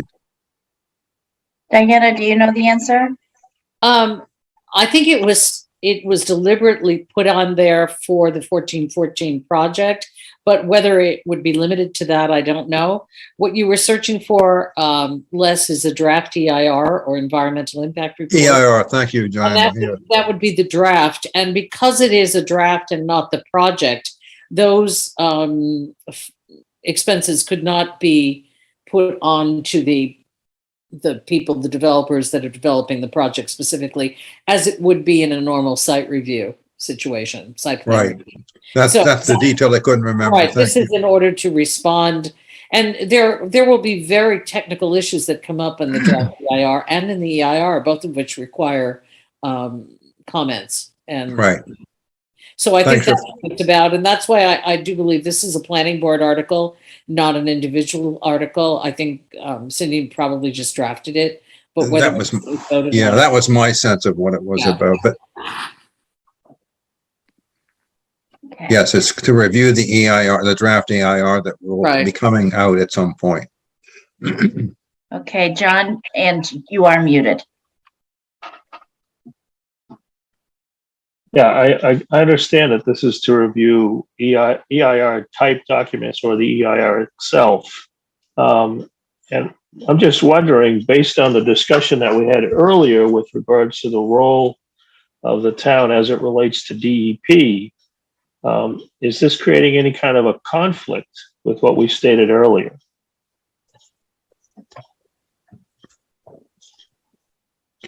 I personally don't think so. I think they're two different things, but we have a responsibility, the planning board has a responsibility to respond. I don't think it's a conflict at all in this particular circumstance. I would agree. Yeah, in my opinion, this is an assessment, not a recommendation or notification to residents. Carter? So first, with due respect to the drafter, I do not believe this article is anywhere near ready for prime time. It does not at all say what Diana just said. And I think that a more forthright approach to what it's all about would serve both the planning board and the community better. Secondly, I don't see it as a conflict because here there's a project considered to be of such major magnitude that the planning board believes it advisable to get its oar in the water early, if you would, rather than waiting until the final stages of everything. I would compare that to the comments of, I think, Jennifer, you said that it's not a notification, and that is a distinction. With this new tab on the homepage, we would have notified the community writ large. But here, I think that the town's comments on the MBTA and on the 1414 initial, if you look at everything before, and you weren't the only one that filed comments, but certainly the town's was given weight, helped shape the next stages of it. And the planning board feels that looking at the next stage with expertise would allow it to make comments that might then shape the next. And the town would then weigh on as to whether or not they agree with the planning board. So I don't see the conflict, but I do feel there's a need to work on the language for this to be. Yeah, I'm sure this was intended as a placeholder. Yeah, but I did want to make, whenever there's something that comes in like that, I want to make the board aware if it's not coming in from the full. Yeah, well, I would expect this to be different the next time we see it. Okay. Thank you, Carter. Thanks, everyone. The whole second draft may be a little bit different, but our purpose here is to have the board get an early squint and to start to shape it going forward from tonight. Okay, all right. Is our next item the Steel Farm? It is. Okay, do we want to ask Jean? I did send her an invite to let her know that there'd be some topics up tonight, one of which was generic across here. the board. I don't know if she wants to speak, but and I'm still sharing my screen, so I might as well just show. I'll go down to where the Yeah, there's two handwritten scrolls. yeah. So the first one is the issue that we really invited Jean to be present as chair of the advisory committee.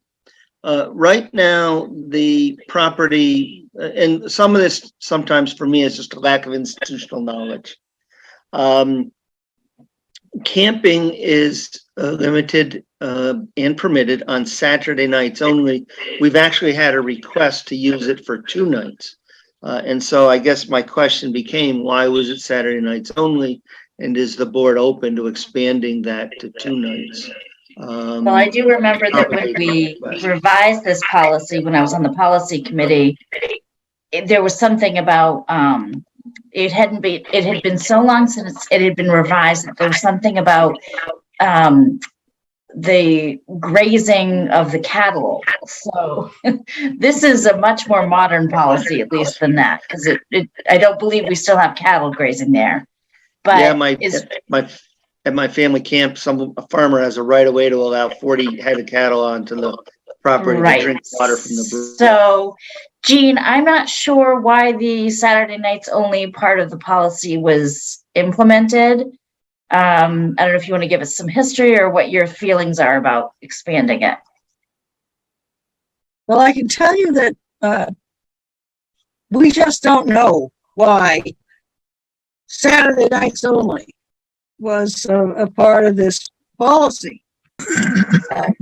It turns out I learned that the Boxborough Boy Scout, or I should say Scout Troop 1, customarily only needs 1 night.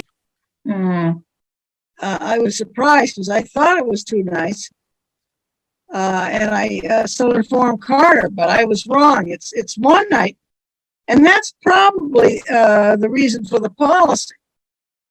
However, I see no problem with allowing up to 2 nights in case the scouts decide to ask for 2 nights. They do stay 2 nights overnight on another property, not in Boxborough.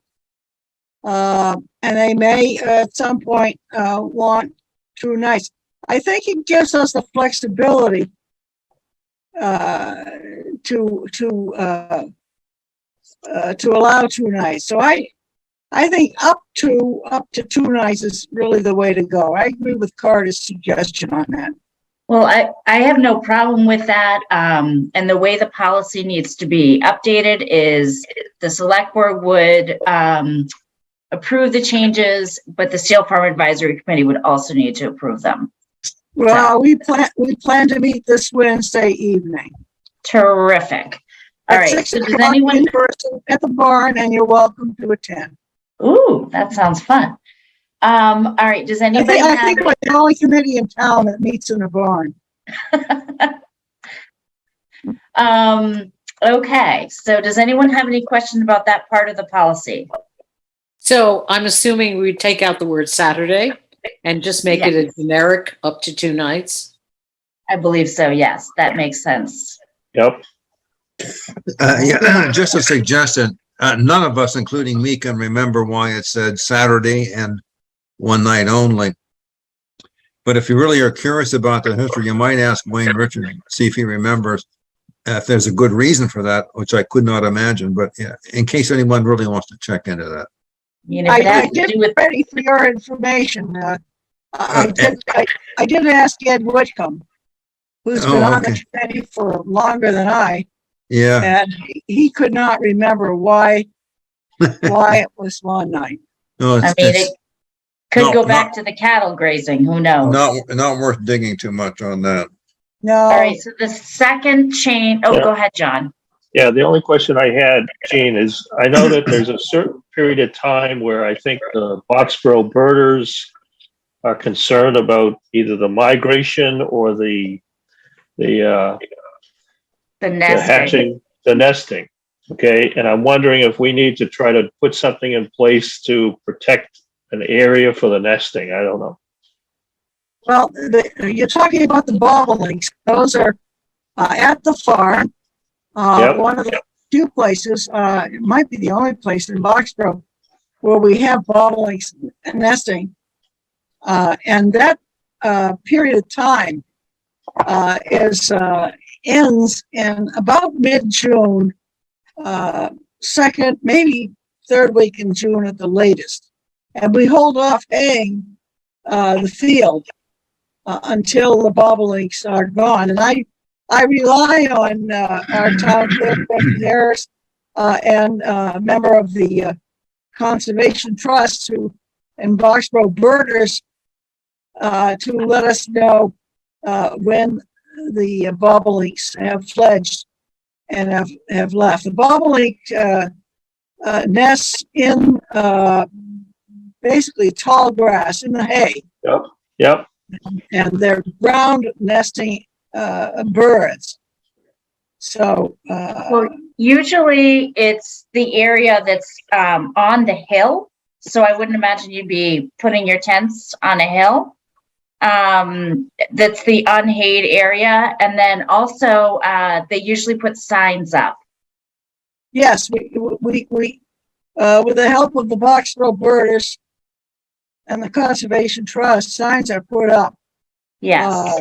to let people know that the birds are nesting, and therefore they're not to let their dogs roam free off leash in the hayfield. Okay, so the camping only occurs after the haying has been completed? Yes. Yeah, that's correct. Or the camping would only be allowed where the birds are not nesting. Okay. So what should happen is in this policy, I know everybody kind of knows it, but if we're going to revise this policy, it should say that. It should say Right. no camping will be allowed in the nesting area of the bobolinks, which will be clearly marked or something of that effect.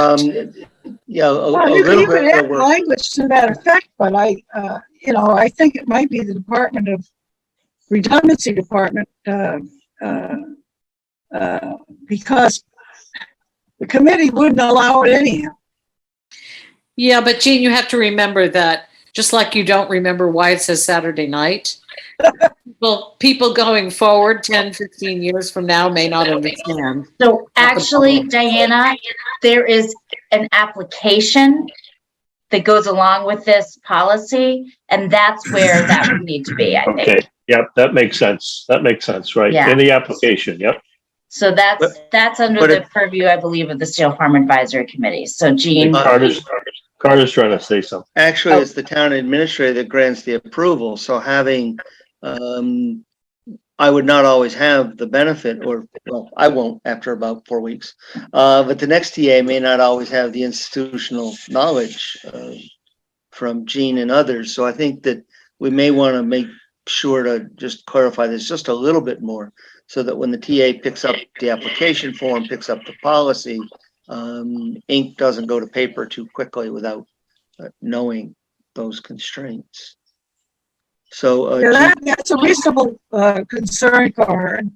And this Wednesday night, the committee can review this policy and add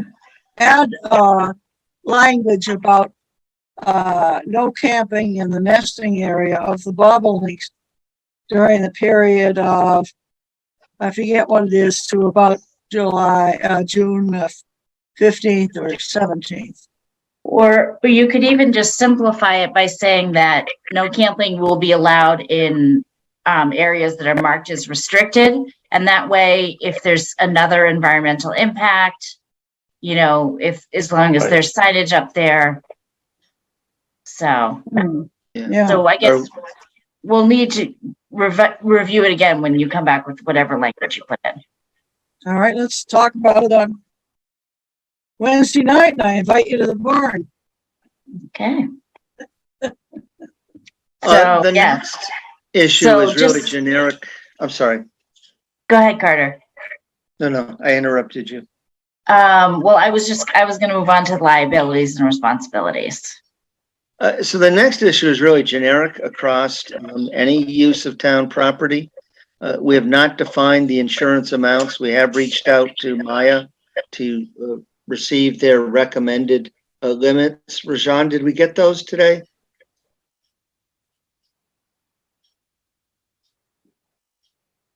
Is he still with us? Yeah, we got them. I'm going to pull it up now. Okay.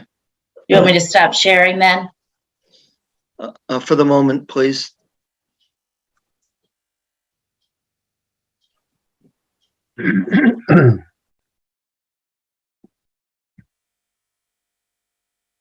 So here it goes right here. It said 1 million in combined single limit in bodily injury and property damage with a policy aggregate of 2 million and umbrella excess liability with a limit of 2 million.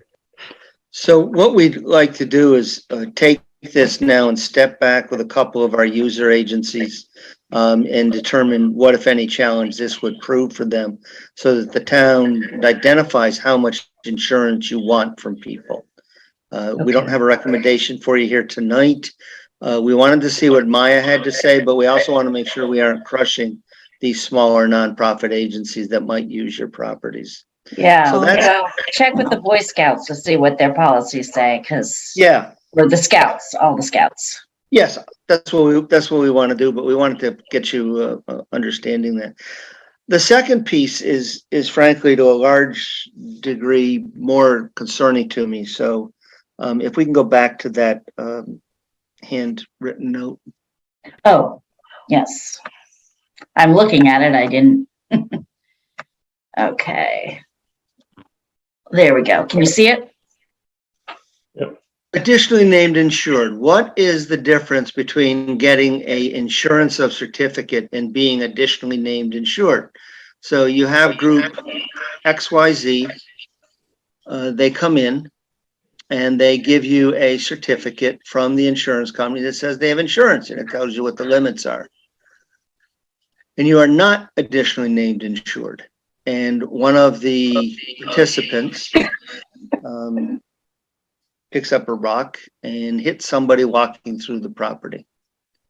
That person who's injured will sue the agency that's using the property that day. But they'll also sue you. If you are not additionally named insured, it is your insurance company that will have to step in to ensure to defend you. That means that you will have a deductible and potentially a settlement, which gets paid by your insurer, and that hits your impact ratings. Yes, it does sometimes cost a little bit more for a group to name you as additionally named insured. But the difference is that what happens is that group comes in, they give you a certificate insurance, and you're also additionally named insured. So that participant picks that rock up, hits somebody in the head. When that person sues the group, their insurance defends them. When that person sues the town, the insurance policy of the user organization is your primary defense, and your Maya and others are in second position. From what I've looked at in a couple of different policies, nowhere does it mention being additionally named insured. It can cost a few dollars extra for the user agency, but it provides an additional layer of protection to the community. We wanted to make sure you were aware of this and get your sense of direction as to what you might like us or how you might like us to proceed, if at all. I'd like to find out if that's typical for the insurance of the groups that have been using this historically, and also what the dollar amount is for them, because obviously this is an important thing for the town, but we also want to be, welcoming and to these small nonprofits. Right, we want to try to protect the town without crushing the user agencies. Right, John? Right. Yeah, I agree, Jennifer, with your comments, but also looking at what other communities around us do.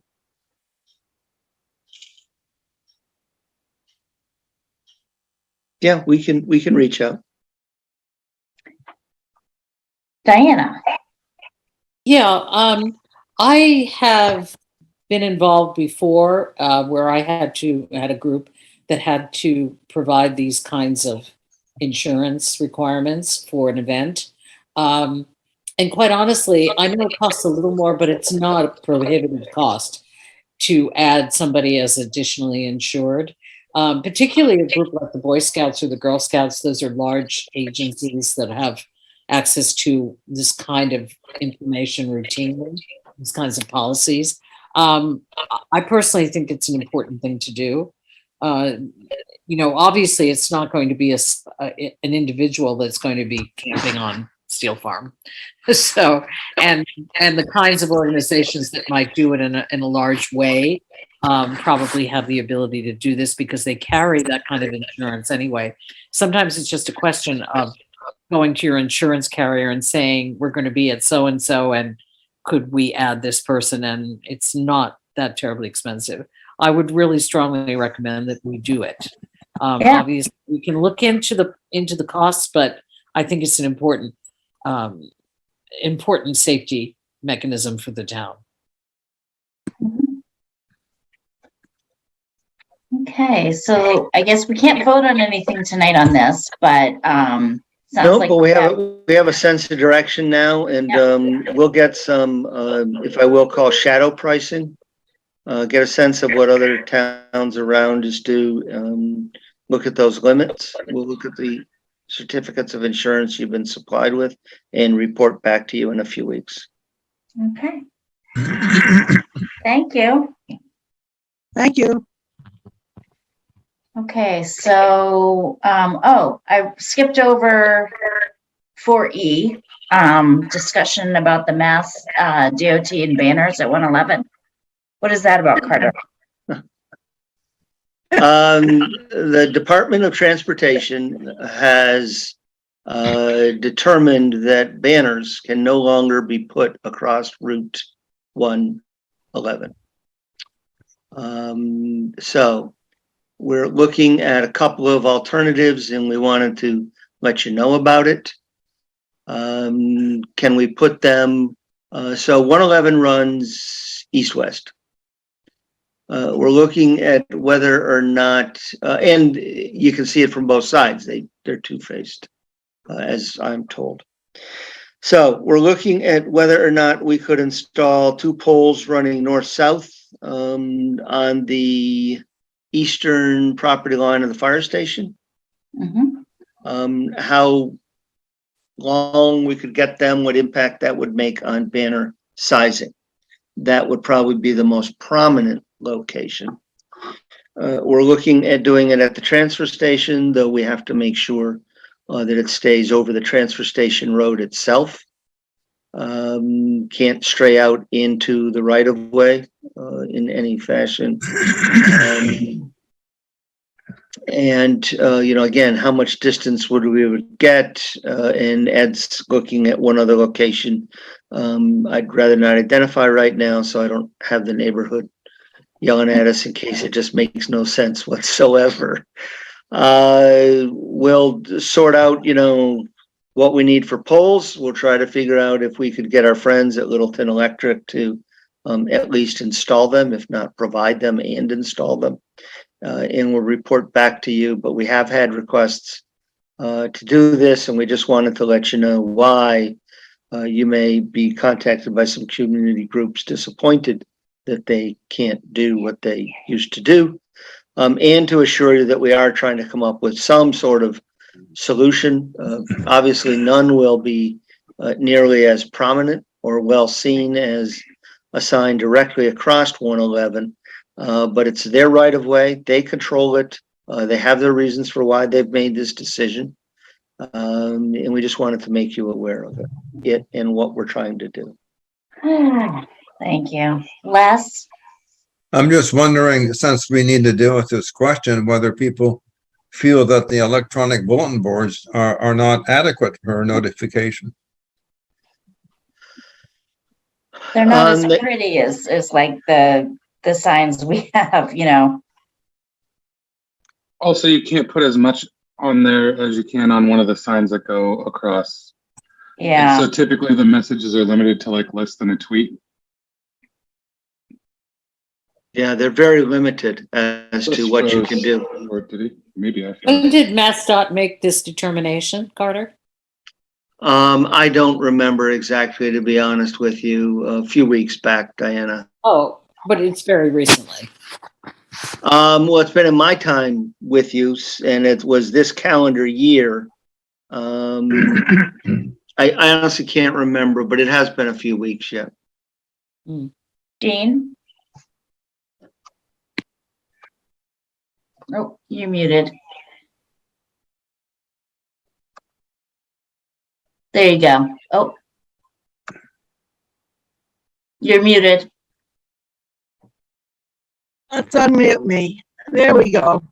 I'm thinking, Jennifer, about the Minuteman's bulletin board, which is perpendicular to Route 111, Mass Avenue, at the property between the police and the fire station. And it's not that effective to put up a 4x6 sign there when people drive by at 40 miles an hour. Whether they should be going that fast or not is not the issue. But it would seem to me that we might, because I believe that's town-owned property, put up 2 poles, one on either side, to stretch a banner across that would be 4x8 or something like that. It would be not over Route 111, but pretty darn close. Well, I think we'll look forward to all the creative solutions that Ed and Carter come back with, because this is, you know, it's one of those little things, but we're a small town and we like our signs over our highway. Okay, John? Yeah, I was just going to say, you know, Gene brought an interesting point, but I think that the Minutemen for Pfeiffer's Day put up multiple tall signs along 111. They're not in the right of way, they're on people's property. That might be possible, or even possibly putting them on a few of those tall signs that the Minutemen use on some of the main thoroughfares, Middle Road, Stowe Road, Liberty Square Road. Yeah, that's probably where the bulk of the traffic is. All right, so we'll look forward to more information on this. Okay, going on to board and administrator comments and reports. Does anyone have any reports? Nope. I have a couple things. One is that I received a phone call from someone on the League of Women Voters Steering Committee. They're trying to put together a couple things, and I said we were pretty much unavailable until after fall town meeting. But one of the ideas was to do a volunteer job fair and videos of board chairs that might air, you know, on BXB-TV. We'll give you more information if that ever occurs, Kirby. So those were a couple things that they brought up to us just to run them by you for right now. And the other thing is the luncheon for the staff is this Wednesday from 12 to 1:30. So Kelly Price has really taken this on and done everything. She's gotten great deals from Costco and Roche Brothers and put together some fun things for the employees. So I just want to thank her for doing that. So I'm going to show up at 10:30 to help her set up. I do have to leave a little bit early because I have a doctor's appointment. So I wanted to make sure we had people there who were able to clean up from the board.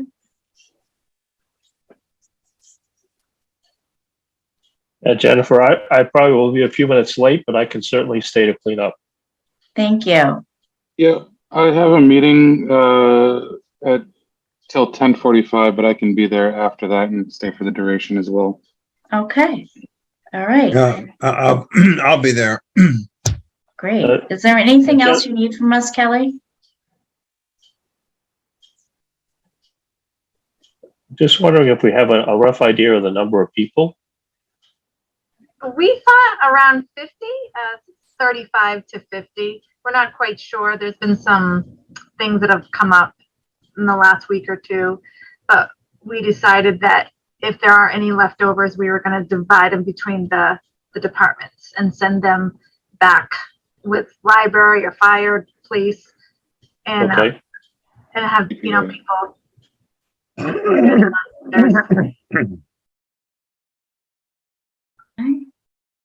Yeah, I don't know if I can say this now, but I was wondering if I could get a picture of everyone on the select board so I can update the website, the select board website, if you guys were interested in that. A group picture? Yeah, a group picture. Yeah, we need to update. All right.